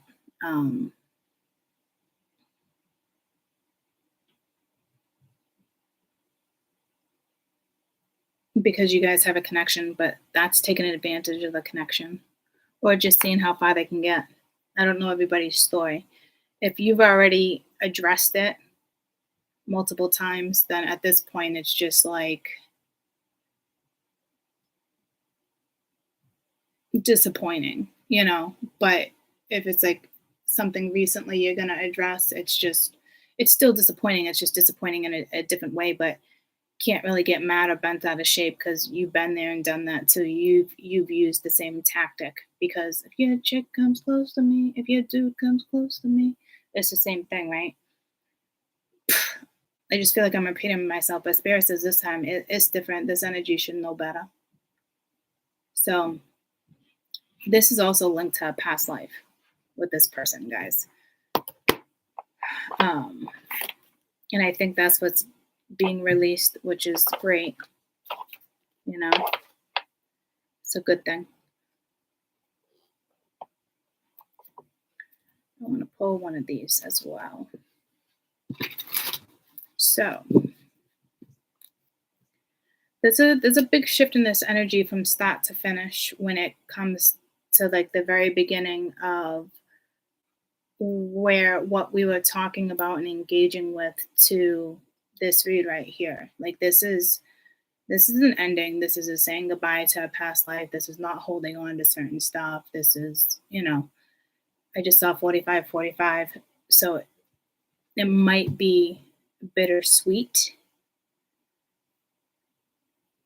Meaning of 45.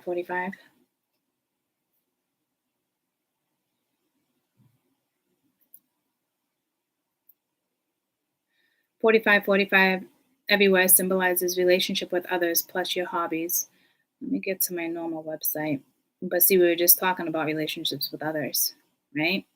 So this is a strong message. Let's see what it has to say. Good or bad.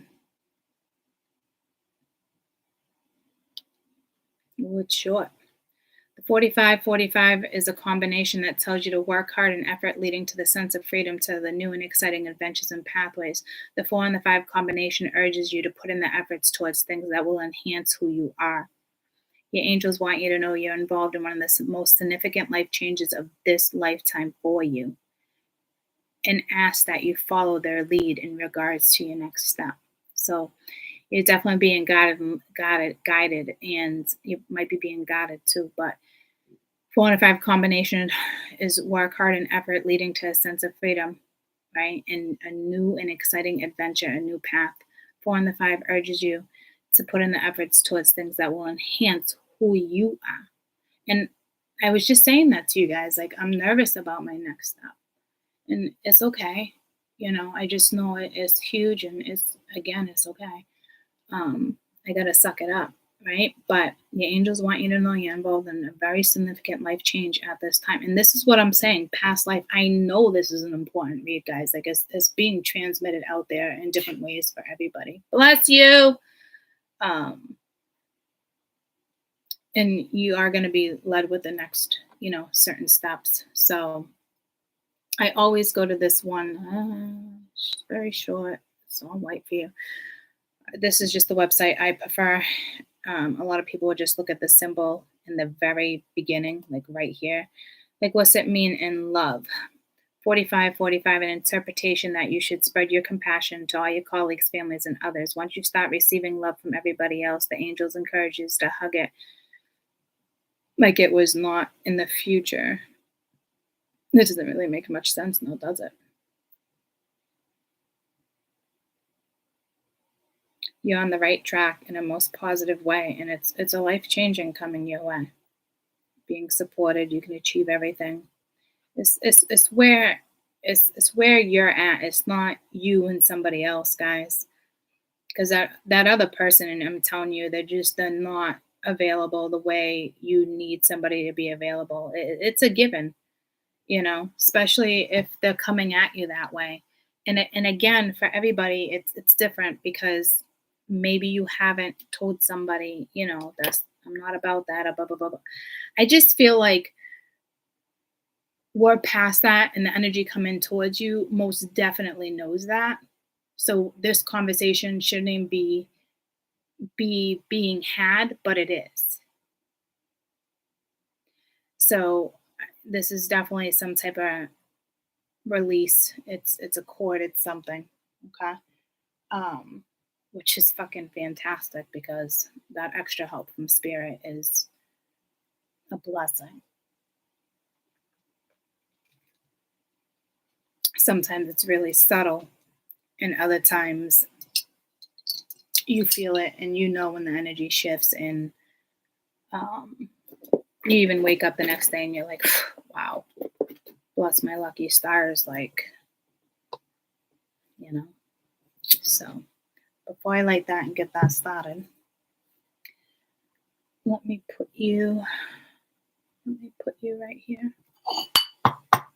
Your chick comes close to me. I get it, the vibe, guys. I get it, but I just feel like it's like, what the fuck, man, It's like, I just feel like this energy should know better. It's disappointing. So again, like, I don't know if it's like in a manipulative way where, like, if I get this person next to me, I know with the chemistry and the magnetism, like, I can suck them back in, or if it's like, it's just a magnetic connection and somebody doesn't realize it's insulting, but I don't feel it's that way. I feel like it's very manipulative. I feel like you're dealing with a narcissistic energy that needs to fucking go. Like, this person really feels like they can sucker you in again that way, and it's a shame, and it's an abuse of power, and it needs to be eliminated.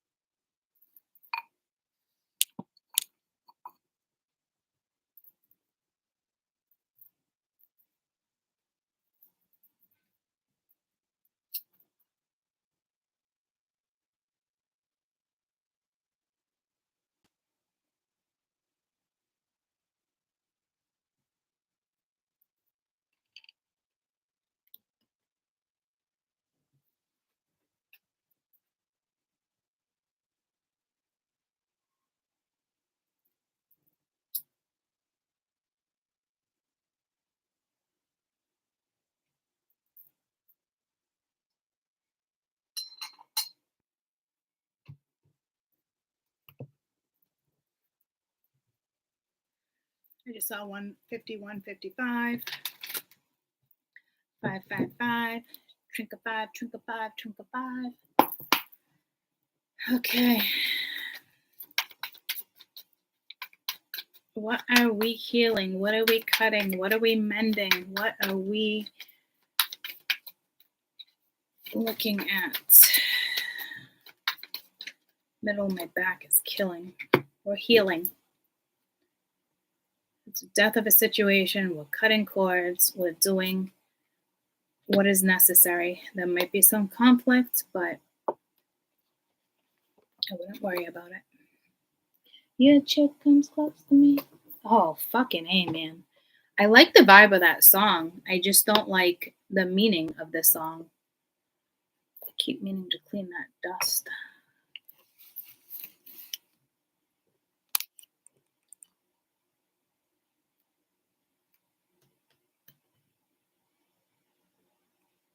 Ooh.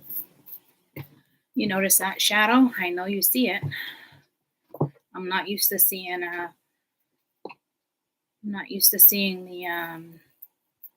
the shadow. Okay? So yeah.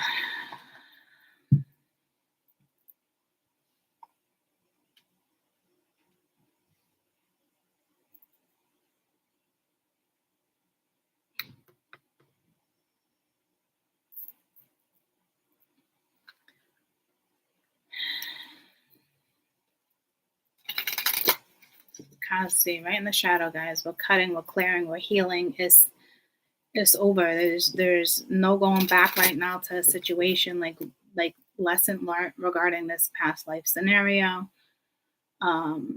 Obviously it needs to come into play this lifetime. I feel like it already has come into play this lifetime, but meaning like whatever this is overall,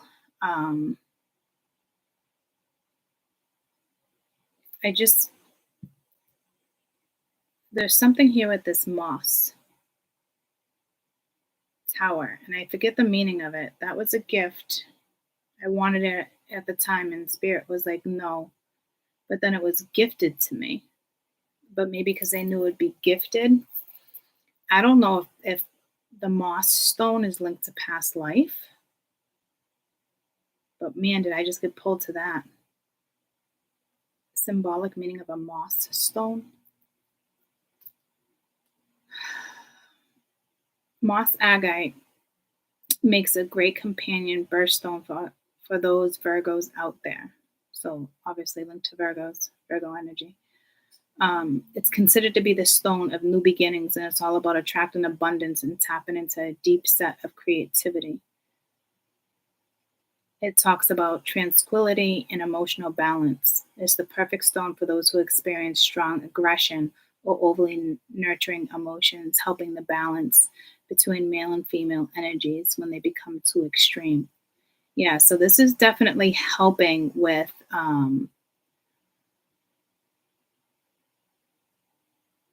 certain things and blockages and releasing.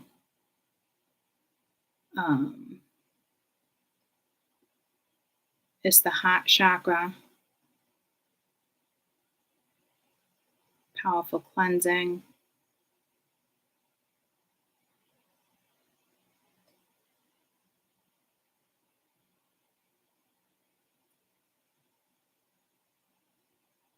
But it's all about new beginnings and promoting growth, revitalizing one's soul and empowering yourself in this lifetime. Yeah, see, that makes sense. Okay. So this is out with the old, in with the new. As of right now, you're clearly healing. Perfect stone to be used right now in Virgo season. Well, you know what I mean, like birthday, and I don't need to get into it like that. But I almost see it's being pulled right to this stone as if it's coming right out of this little crease. It's cleansing your heart chakra. It's cleansing a past life. It's being pulled right to it. And the window's that way. It's being pulled right there. So this is with this past life. Yeah, karmic relationship is something you guys didn't learn or didn't follow through with in a past life that you're following through this lifetime. It was a situation, unrequited love, medicine woman, medicine man. So there was probably something linked to spirituality here. It was an abusive relationship. Somebody clearly was not ready for who you were or your talents.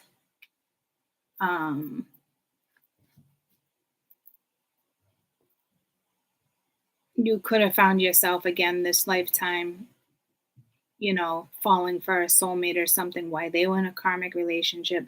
You're cleaning karma regardless of what went down in this lifetime. To me, you're probably about to step into that again. Shaman roots. That looks just like my thing that's hanging over here. Yeah. With the beads and all. And when I took this out of storage, I don't even remember where I got this. I think my ex-father-in-law gave it to me when he gave me this shaman drum set.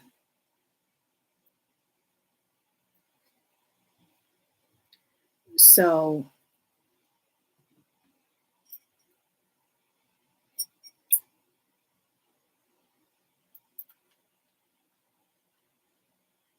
I feel like I wanted it over here, but I'm just going to put it back. Okay. So in regards to, these are three different things, multiple past lives, but you were a medicine man or a medicine woman. You were in a situation where you followed somebody or you were in love with somebody more than they were in love with you. I just heard rites of passage. So I think this is you in this lifetime. Like you have the rite of passage. Whatever this karmic scenario is in this lifetime, is going in a new direction. So something you were really good at in another lifetime you dismissed, or it was taken advantage of, or who knows. But if there's healing involved, that means you've cleared the karma of a past lifetime, or you're in the midst of clearing karma from a past lifetime, which makes sense with the nodes being here and strong, right? This is how this was supposed to go.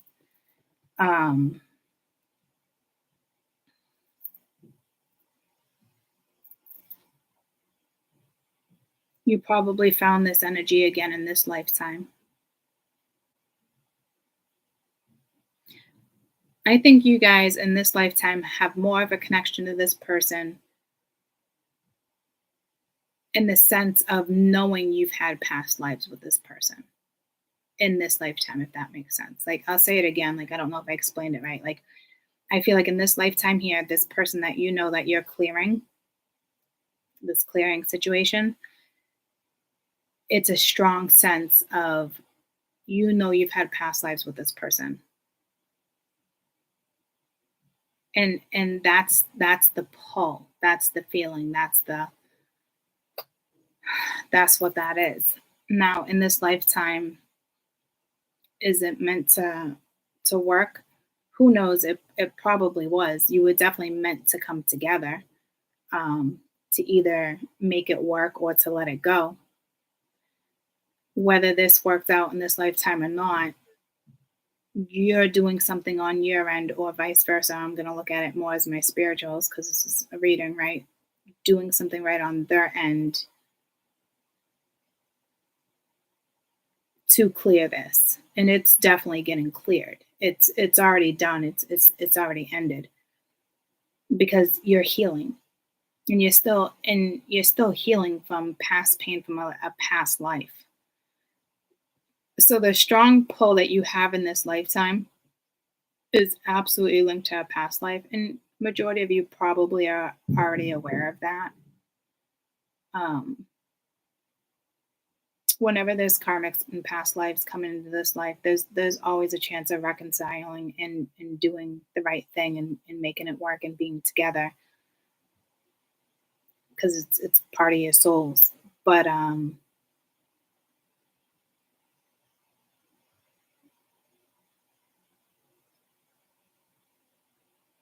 whether it happens in this lifetime or not is ultimately up to you guys.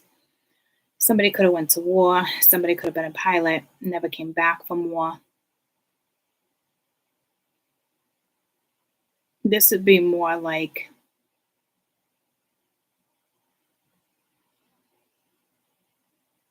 I don't think that's the case, like meaning like the person just died.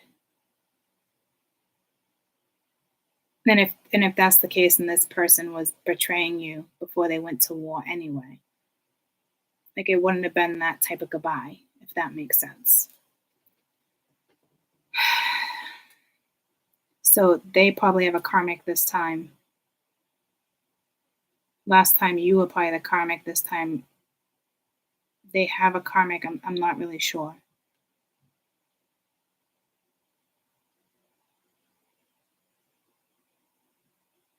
This I this unrequited love. Again, yeah. See, this is a tough reading because this is definitely your past life in this lifetime right now with this energy that's being cleared. Now, in a couple years from now, could things be different and you guys end up together? Yeah. But we're not looking into a couple years from now. Like right now we're healing ourselves and we're moving forward. We're not saying maybe or yada yada yada because that's not how we clear.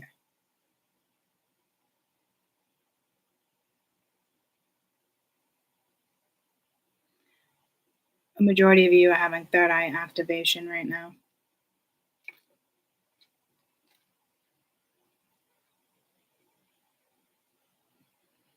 You have a new beginning into me. You're choosing you and it's solo. You could probably have something with this person again in this lifetime right now. I don't think, like, if you went in, I don't think this person would pull away and say no. I think they would entertain it. You know better than to entertain it. That's what's going on, and that's why it's bittersweet because it's not always easy doing the right thing, guys. There's always pain, there's feelings, there's thoughts, there's emotions attached to it. But if you were to go back and entertain it, like I talked about earlier, you'd only be filling a void, and you don't fill voids that way because you just don't. You don't learn. You don't. It's not a proper way to fill a void. Like even going to somebody new, you'd still be feeling a void. Well, I don't know, spirits like maybe not, but it'd be a whole nother lesson. So it's a tough one, guys. It's not tough, but it's tough because I'm tapping into these lives, and it has to do with this lifetime too. So I don't think in this lifetime there's unrequited love. I definitely think in the past lifetime there's unrequited love. Um, I feel like for some reason this person, maybe you thought they died or you thought it was great, but then I feel like when they came back from war, they met somebody when they were like overseas or something. Like they didn't come back to you. It is, it's this is not the same era either.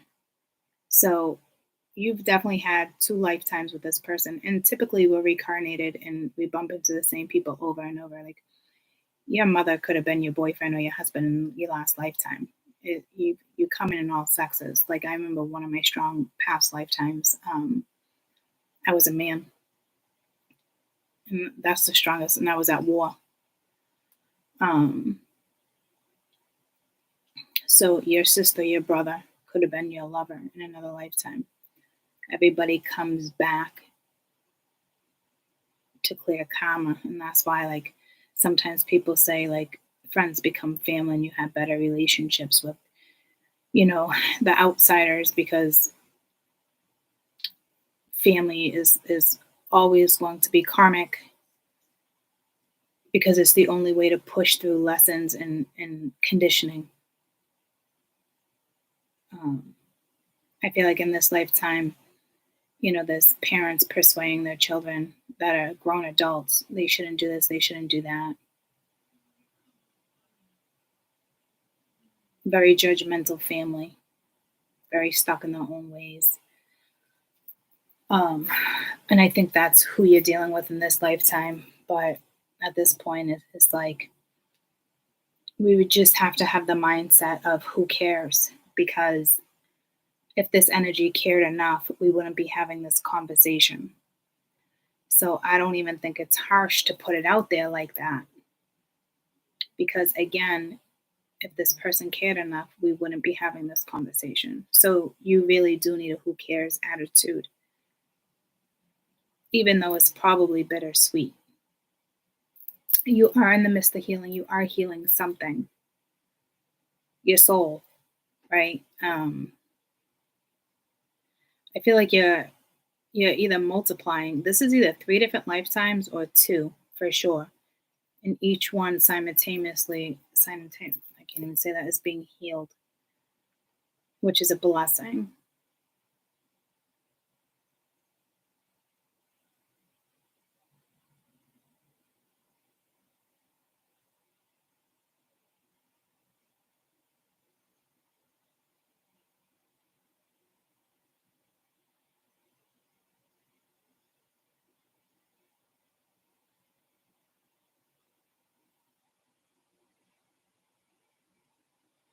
This is 3 different lifetimes.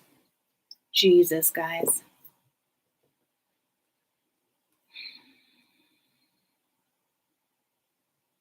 It's your soul. It might not be with this person, but it's a trio. You're healing 3 lifetimes. Some of you are very old souls.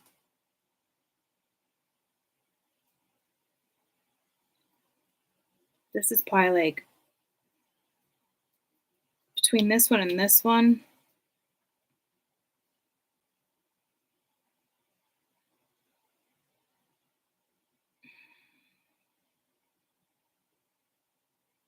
In the last couple centuries.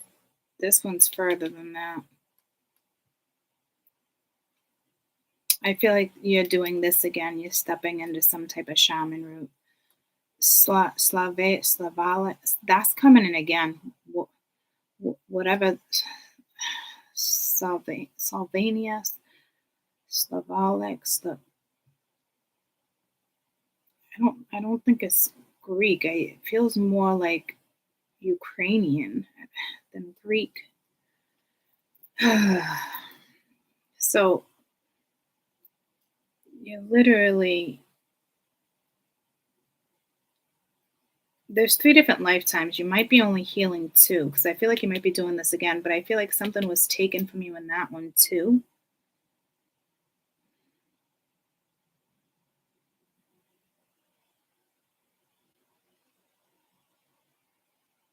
Yeah, you're healing all 3. There's something with fire there.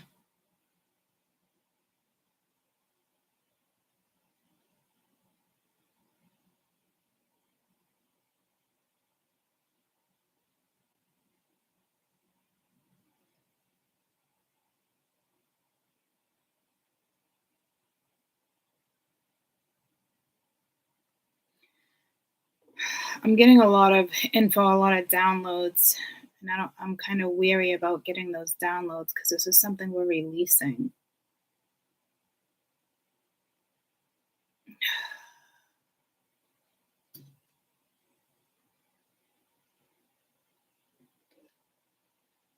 I don't think you sense all of these lifetimes. I think you're very aware that you've had multiple lifetimes, but I don't think you're sensing all 3 of them now. I think if anything, you're sensing stepping into something. I know you can sense the unrequited love and the karmic. So I know you can sense these, but oh man, yeah, you probably do sense these. I want to say there's something with an ancestor or something here. Tribal. But I also feel like you're stepping into this again. It doesn't necessarily have to be, it's pulling me to a mountain witch. What year? Was that like 1800s? I just got super lightheaded. A mountain witch, like an Appalachian witch. Which year was the mountain witches in Appalachia? Appalachian?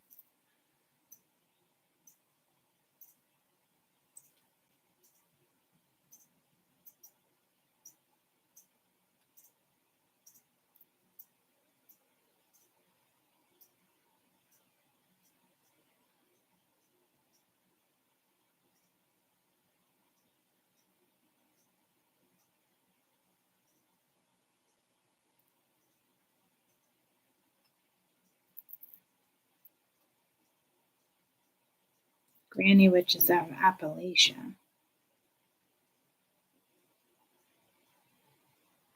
Called mountain witches came running oldest mountain range of the United States. 1913, the first reported sighting of a brown mountain lights. No, fishermen who claimed to see old red lights during, I don't know what that is. Those are the legends, though, of the witches. I feel like it goes further back than that. The first European settlers, yeah. You were like a 15th century to 17th century, whatever this is. Mountain witches were medicine women. They healed through medicine. They healed animals. They through plants and stuff like that. It wasn't really spells, but they did work with symbols. Okay, so we just narrowed down one of them. So 15th, 17th century there. Okay, this one was probably, like I said, within the last century or two. So this goes way fucking back.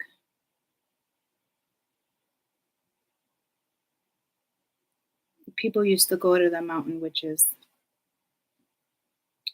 Last resort. I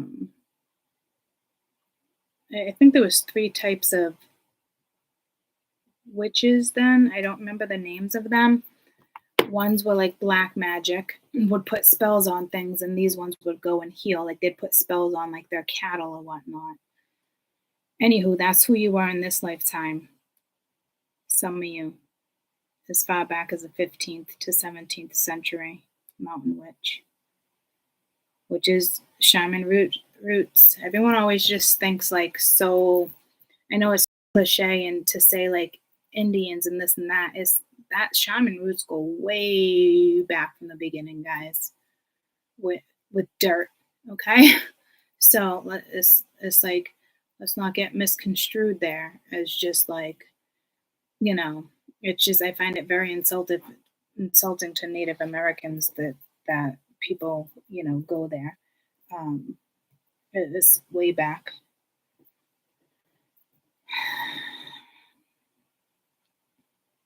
I gotta go to the bathroom, but I don't want to go. This is the 3rd time I've said it to myself. I feel like this is the most recent.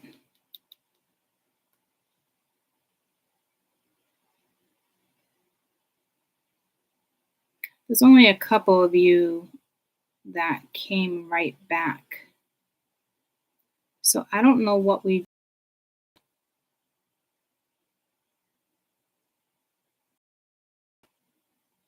You're somewhere in a different dimension until it's time to come. I don't know how that works. I mean, honestly, you have to believe in reincarnation here in order for this story to suit what's going on in your life right now. I guess you don't have to believe in it, but if you don't, whatever. To myself.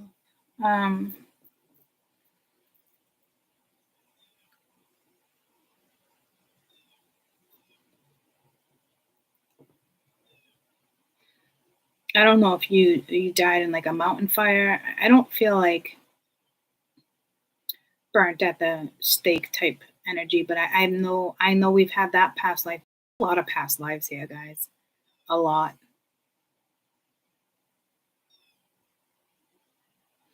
These did come out together, but they are different. I don't know if they were possibly back to back. I mean, there wasn't photography then anyway.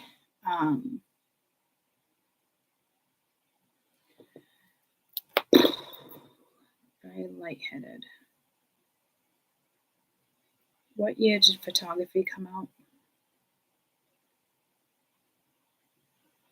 1800s. 1826 is the oldest surviving photo, but it's said to be before that. So 1826. So like I said, within the last couple centuries, but I feel like it's from the very, I don't think it's the very beginning, only because there's something from the very beginning. This is probably more,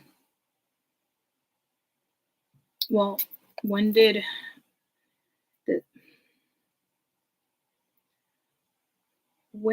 people start wearing gold, like certain metals? Oh yeah, see, we're talking BC now. So I don't know why I'm being pulled to that jewelry. As if like that was a silly question, bless me. I just feel like I sneezed out dust, but like particles, like when you go to the bathroom, but not like that, like something from this. Yeah, see, I don't know.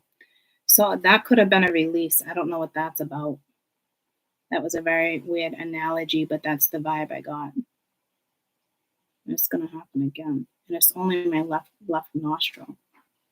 That's weird that you can sense a sneeze coming from a nostril. What the frig does that mean?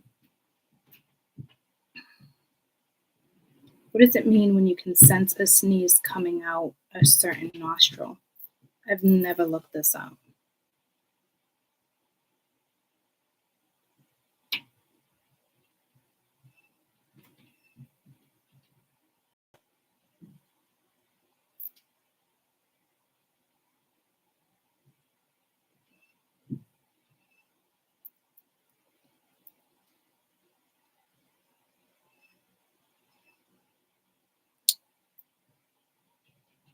It's called a sternulation, which usually triggers from certain stuff, but unwanted. No, that's not what I'm looking for. It's either a good omen, a bad omen. It's either bringing luck or misfortune. Your soul could be escaping a certain part of your body with ancient superstition, or an opportunity to enter a new person's body. So I don't know what that means. I've never had that type of sensing, and that does go back to ancient days, guys. So I don't know what that's about, but I just feel like it was some type of strange release. I can't even explain it. So I don't know if you stepped out of that one and then stepped into one of these. Like, see what I'm saying? Like, yeah, guys. Something goes back to like writing on the walls, symbols on the walls, like caves. So this is a lot.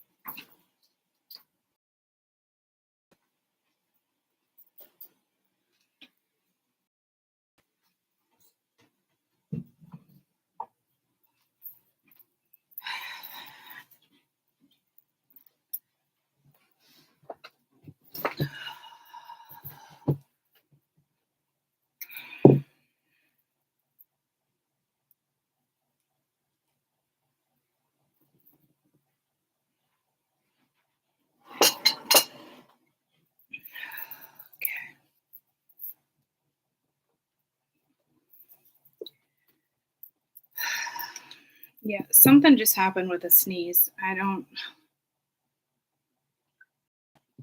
know how to place that, and I don't want to really get stuck on this like that, guys.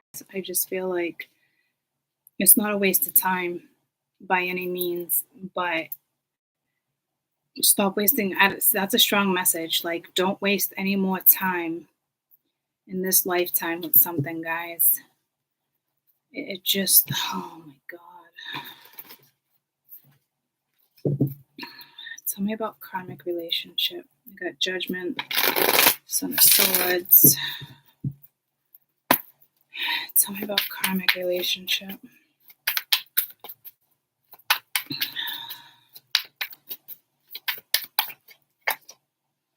Magician reversed. Yeah, something's not manifesting.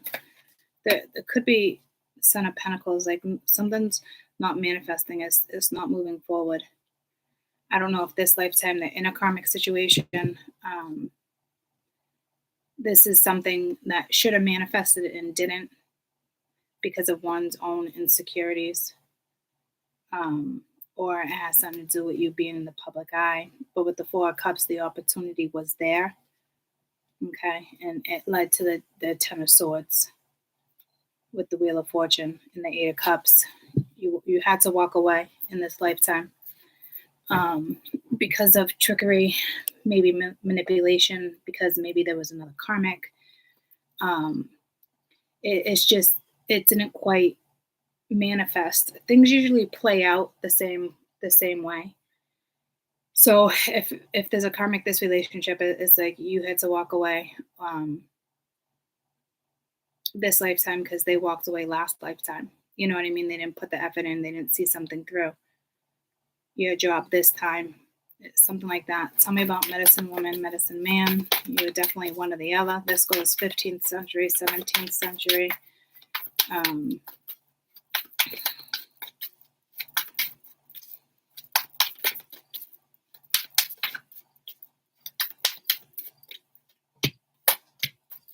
Mother of Wands and the Devil. Yeah, see.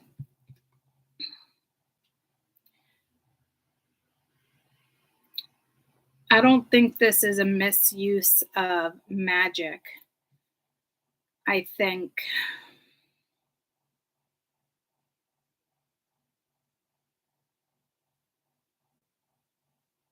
it was taken, it was manipulated, it was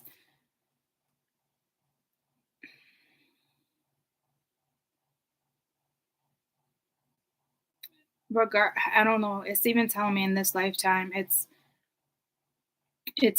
toxic. It's almost like this fiery energy in you with the Mother of Wands, right? This should be upright for sure. But to me, it's like you can't put energy into this situation. Like it's almost like not even being able to possibly return to your roots, not even in this lifetime with this energy around you. Could you have misused your magic in the past? I mean, obviously, that can be a thing, but I don't think you did. That's not the vibe I'm getting at all. It's almost like it got taken from you as if like you chose somebody else when you had this gift and you chose wrong. Like I said, like it was like your rite of passage, it was inherited, like it's just you got involved in a very karmic toxic relationship and you stopped protecting your own craft. It's it was almost taken from you by a very sneaky manipulative person, and it could have been unrequited. Okay, past lives keep following you until you get it right. um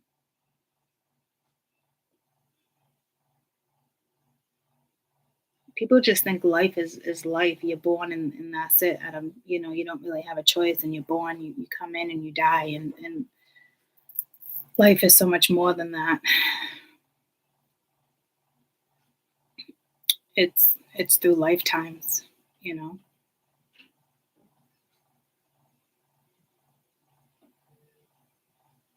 that fan is super annoying right now. I'm sorry. I know you can hear that. It is never that noisy. Something just fell. Something fell.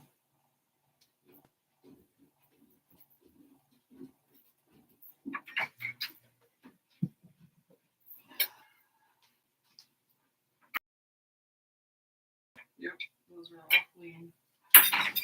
Get down a roll in case you needed one down here. I can put it up here. Should I bring the bug stuff up or leave it here? Okay. And they're gonna be here by 11:30. Okay. Now I don't know if they're gonna do this fireplace or not, but you have to be here to be interrupted if possible. All right. Well, I'm wrapping this up soon, so just got up to get water. All right. So there's a chance they're coming down.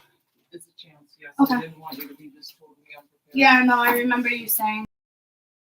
All right, thanks. My mom's having the chimneys cleaned. Oh, I fixed the fan and it still sounds like shit. What is happening?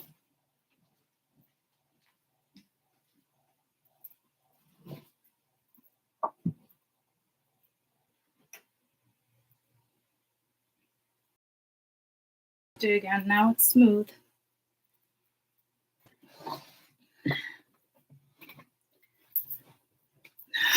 Okay.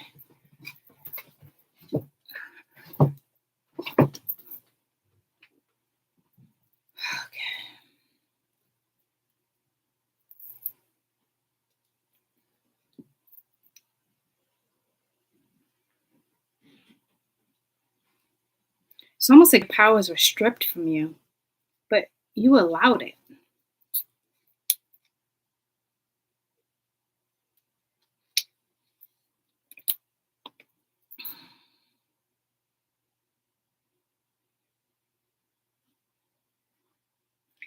It's like you were deemed a witch, or you didn't want to be deemed a witch. You could have hid it. I am telling you in this lifetime, I'm relating to this lifetime as I'm clarifying. There's an energy around you that does not want you to get in tune with you. They don't like that you're so in tune with your intuition. It bothers them. But that's their own fucking insecurity, guys. Like I said, who fucking cares? Because if this person cared, we would not be having this reading. That's where your mindset needs to be. And I hate to say it, but it's the truth, because when you get caught up in your emotions and certain things, you can but when you get caught up in them, it's a whole nother story. Like in the last couple of days, I've expressed emotion, but I will not get caught up in it. Get what I'm saying? There's a big fucking difference there. So another reason why the moss agate is here right now. Okay? This is a spiritual cleansing at the same time. So it's like they try to throw your intuition off. They don't want you to do this.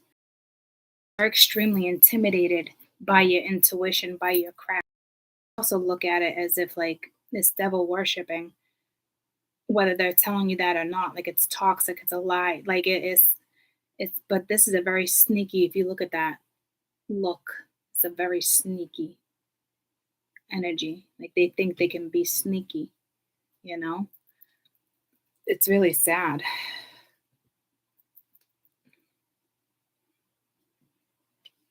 Tell me about unrequited love. Just remember, you are in a very important healing process. 5 of Pentacles reversed and Justice. Yeah, so an energy definitely feels left out. Kind of even a petty energy. But in this lifetime, I like that it's reversed because you're not getting swept away in the drama and the pettiness. You're doing the right thing. You're balancing your karma here. The 10 of Wands is reversed, and it was reversed here too. So you're laying the weight down here, and you're laying the weight down here, and there's the 5 of Swords. Okay, like you are making a lot of progress this lifetime regarding a certain situation in your life, and it doesn't have to be a lover from this lifetime. It can be a parental figure. It could be whatever it is to you. Okay. Majority of you is probably an ex-lover, but only because of the song. Your chick comes close to me, you know. But it's like they're putting zero effort into a situation. Like they're not grounding anything. They're not starting anything. They're still in very toxic energy. There's parental figures in their life that are against something that you do in this lifetime, or your own belief in this lifetime. It stems from a lot of toxicity.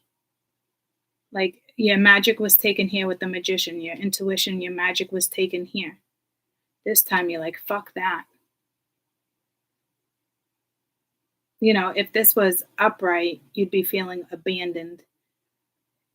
And right now in this lifetime is telling me it's not. You're doing what's best for you.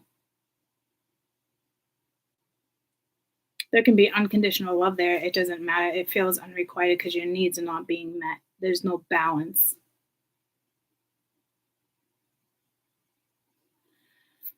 So right now you're definitely healing 3 lifetimes of stuff. You're clearing 3 lifetimes of it. You're no longer getting emotionally involved in a certain situation. And I also feel like this person wants you to be emotionally wrapped up in their drama because it suits them.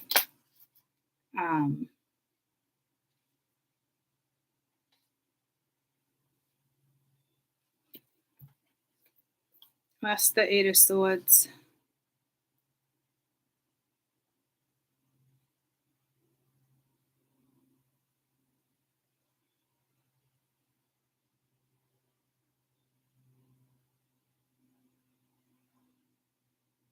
That would be the 9 of Wands, you know, fighting.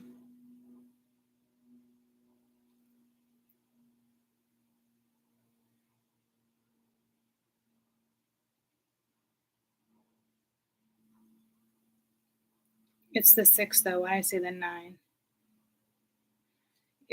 Something's just not working. It's like wanting to entrap the butterfly. You know, it's like it's not a thing. Like this person is not going to be victorious.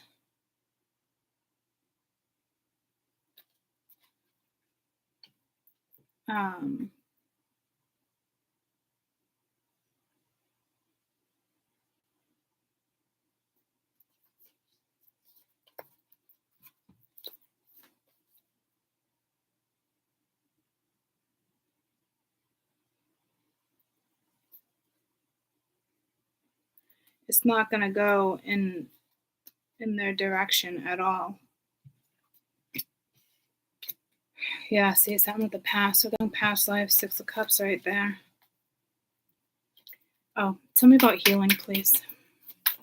Right now, you're healing. So in this lifetime, yeah, see, you're healing from the 10 of Swords and something that you probably thought was a missed opportunity, but this person definitely had the opportunity. With the 4 of Cups, that's an opportunity, but it's like turning your back, not taking it. It could have been out of fear, but who knows? But you've been stabbed in the back plenty of times and betrayed by this energy, whether they want to own that or not. And it's like with the 4 of Cups there, like I said, the opportunity would be there for you to go back to that situation, but you'd be a void that does not need to be filled by this particular person. This particular person cannot fill that void. You need to remember that, because if they could fill that void, again, we wouldn't be in this reading. You see what I'm saying? It would be a temporary void being filled. And what's the point of doing anything temporary right now when we're releasing pain and karma from multiple lifetimes? It would be extremely foolish to get emotionally entangled into this equation.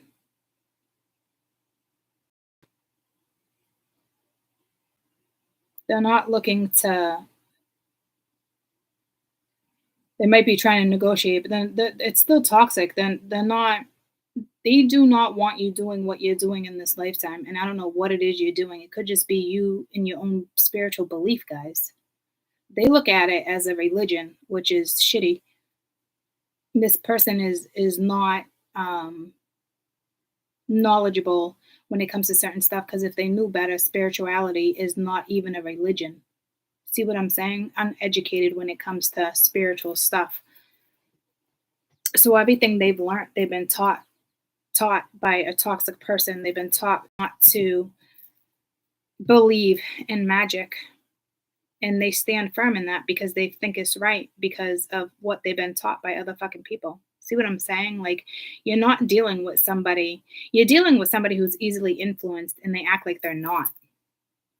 And they are. They're so easily influenced, or we wouldn't be having this reading. Once again, we would not be having this reading. Okay? If they weren't easily influenced by others. This person is not in your life right now because of other people, not because of anything else but that. And that is the truth. And if they want to sit back and tell you you're fucking crazy and you don't know what you're talking about, or where do you come up with this stuff, blah, blah, blah, that's just their own insecurity speaking. You know, you're probably the only person that's ever come to this close to this particular person when it comes to feelings and vulnerability, guys. Like, you can put this in, like, you can check this energy, and this energy can't stand that you can check them. Very narcissistic. It's got to go. This person has stabbed you in the back. So how many times do you want to reach your 10? How many times do you want to reach your 10 with this person? How many opportunities are you going to give this rat? How many chances are you going to give them to continuously fucking stab you? You got to do what's best for you. I feel like some of you should take away what even happened in this lifetime. Don't even think about what happened in this lifetime, especially if you know you've had connections to this person in another lifetime. I really think you should start looking at that energy this way. Honestly. Chimney guys are here. I have to go upstairs first. And that's the truth. Like, when it comes to this lifetime, like, never mind the pain they caused in this lifetime. And I know I'm a big advocate for, getting through the past and this and that. Not in this situation, guys. Take the other lifetimes, especially when you know you've had other lifetimes, and take that pain and anguish that you're feeling that person does not want to relate to when you've tried to relate to them like that.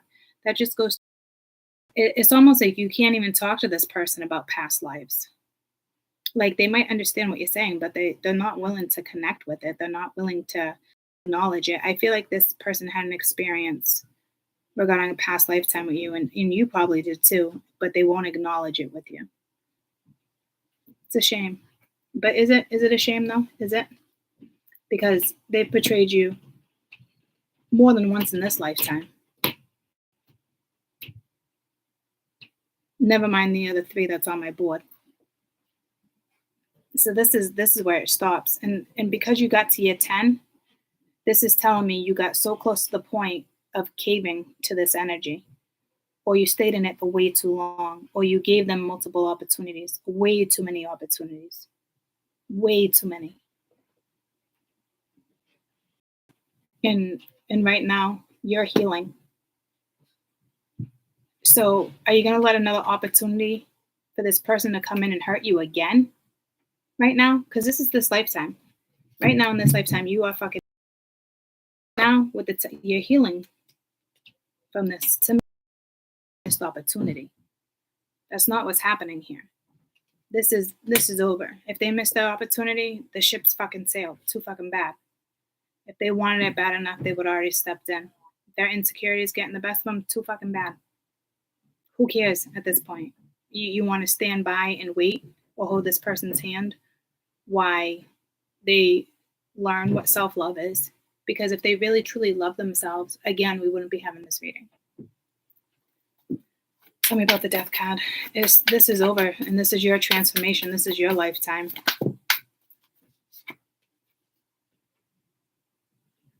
And the 4 of Wands is reversed. Nothing was stable. There's no stability here. Okay? There's not.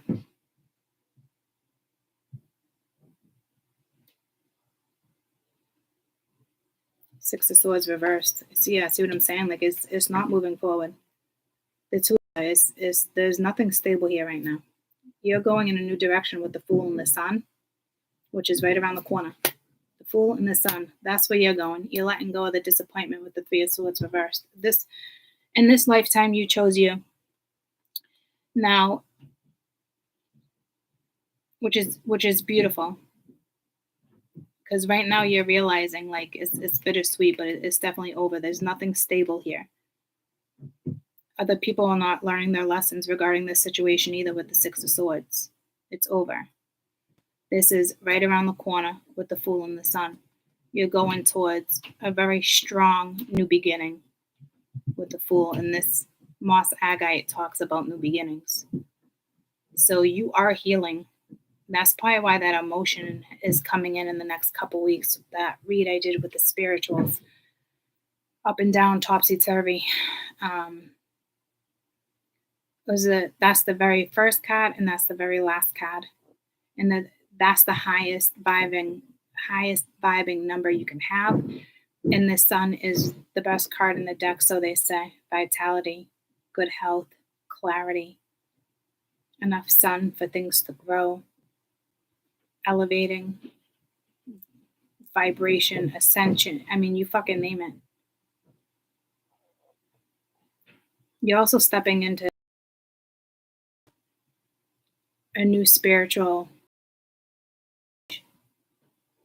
or download. It's literally right around the corner. So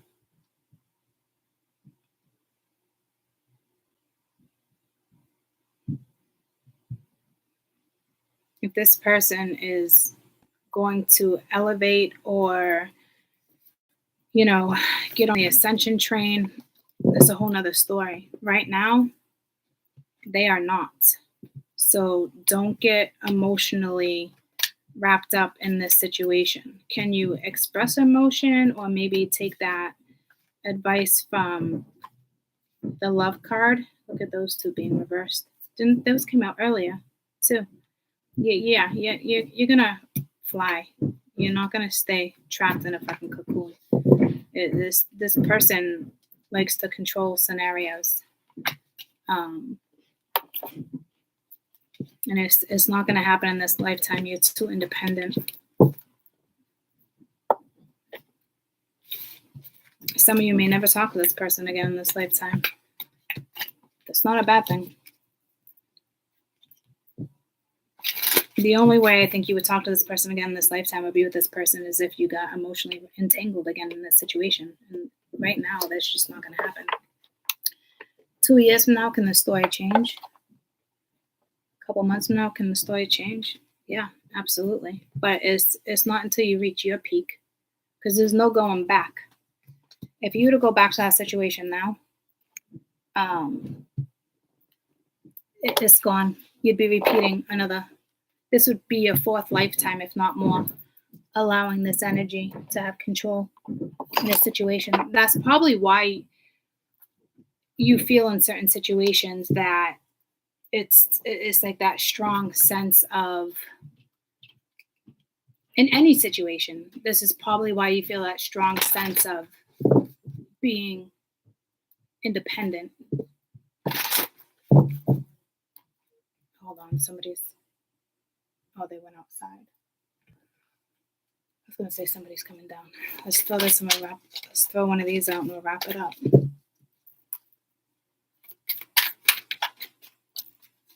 And again, that's why I feel like you feel strongly independent in this lifetime, the need to be independent. That doesn't mean you can't have a life partner. It just means you want to keep your independence. Like when it comes to your beliefs, your, everything that you represent. If anybody try to come in and try to, alter that, it's like, nope. It's just, it wouldn't happen. You need a very strong, independent life partner, guys. There's no question. Someone who will support you, have your back, love you for who you are.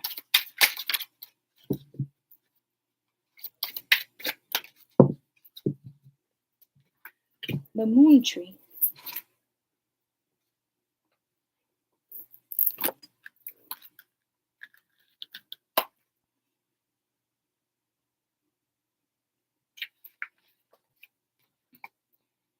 An old idea resurfaces. Conditions are now right. The moon is in alignment with your heavenly star. Nurture this idea.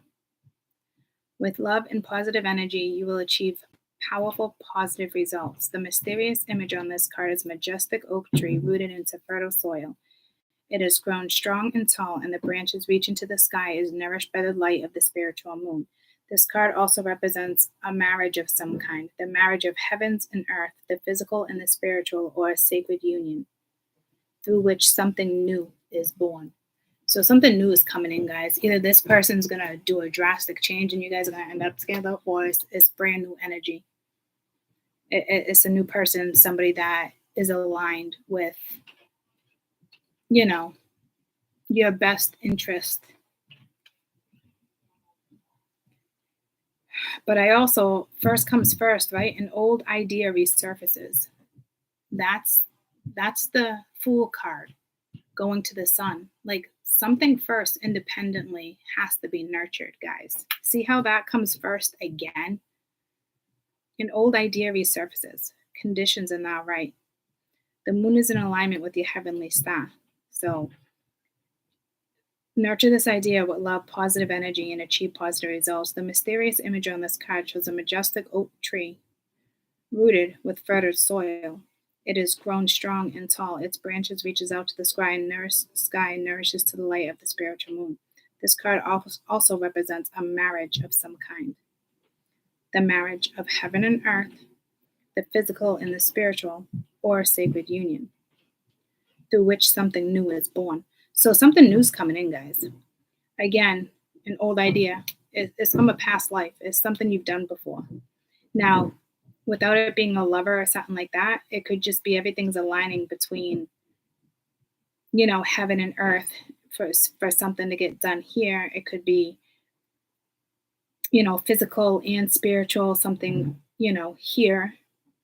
It can be a sacred union, and that would be here as well. So something new is born, and there is a new beginning.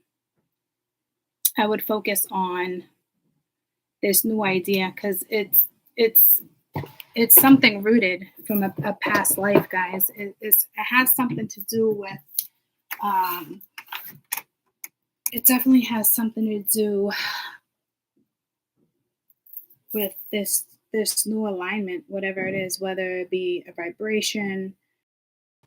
It's your writage is what I'm getting. It's your passage. It's something you've done. It's like from the very beginning to the read until we started reading, it's that whole feeling of this newness of whatever this is.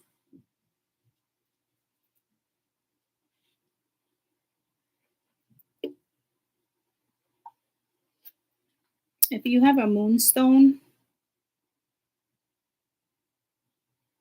I would definitely put it out in the moon. The new moon. And the new moon's coming in. The new moon. Be careful, like, your chick comes close to me. So you have that energy lingering, and I'm not trying to like throw that in your face again, like this and that. I don't think you guys are gonna go backwards, okay? I'm not super crazy that came in again like that.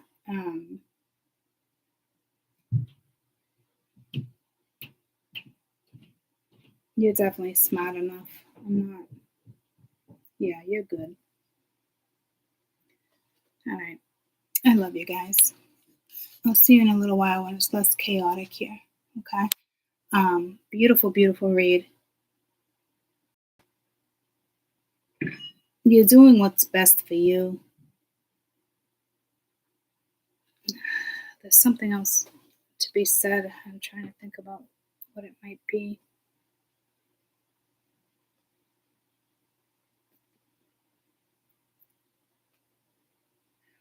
Just nurture yourself right now.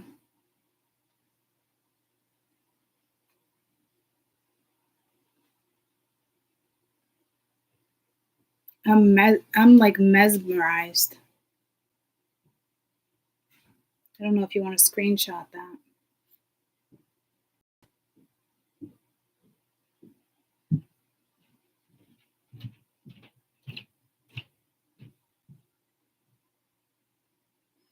This is something deeply rooted, and it's in fertile soil. Whatever this gift is that is coming your way, and this is your gift. This is not a gift of a lover. This is something that is yours, and it's sacred, and you're going to treasure it. The right person will align, guys. So don't worry about that. That should be the least of your issues right now. Person, place, a thing. This is about you, what you're going to nurture, what is sacred to you. Because that's where we're at. That's what our soul wants. So yeah, it's going to be bittersweet releasing the things that no longer work for us. That's a fucking given. The messages coming in lately are just, they're wonderful. I almost feel like you should be journaling them, is what I saw. Like I should be writing these readings down myself.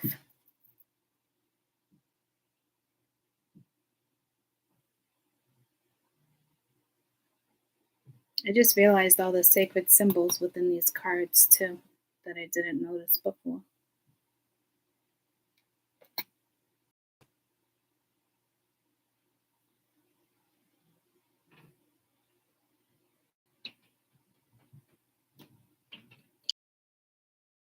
Sacred symbols. I'd love to throw one of these cards. I really will for healing. I can't do it right now. The chimney sweepers are here. There's chaos. I know I'm going to get a phone call really soon regarding storage and the donation pickup. So I got to sit there for a little while. They're both supposed to be coming around the same time, but it's the same window between 1 and 3, right? So, which is something with those numbers between 1 and the 1 and the 3. I don't know what that's regarding. But it's just, again, it's a little chaotic. So I don't even, I'm restless, thinking somebody's going to come down here and I'm not going to be able to finish what I'm saying. I know the read is over, but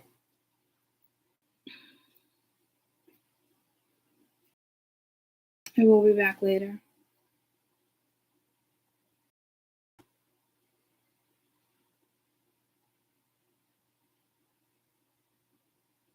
This card, man, there is something, geez, I don't know what it is for everybody, but it's captivating. That's weird.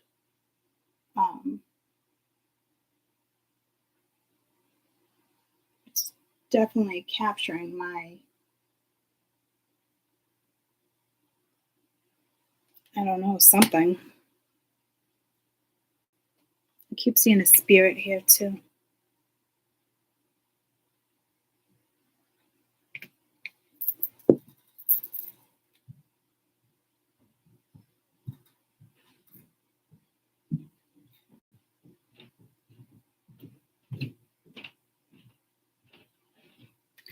I'm just going to take a screenshot of it and make it the screenshot. I almost just got pulled to I want to say flamingo, but it's peacock. What does a peacock represent? The feathers. I forget. What do the feathers of the peacock represent? This reminds me of the very middle of the feather, like the eye. Rays of sun in the beginning of a new day.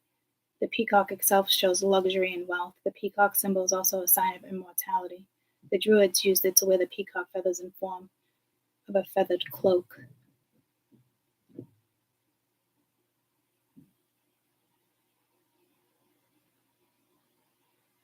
The peacock feather brings happiness, joy, love. It's a bird without violence. The spiritual meaning of them includes beauty, sisterhood, protection, renewal, good luck, visions, special qualities.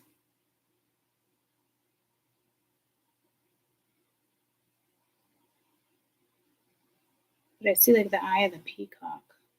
And I don't even know if it's the eye. So I guess it's the sun. And you got the sun and the moon, and the sun and the moon, the sun and the heavens, the earth and the heavens, they're aligning. But I saw the eye of the peacock right here.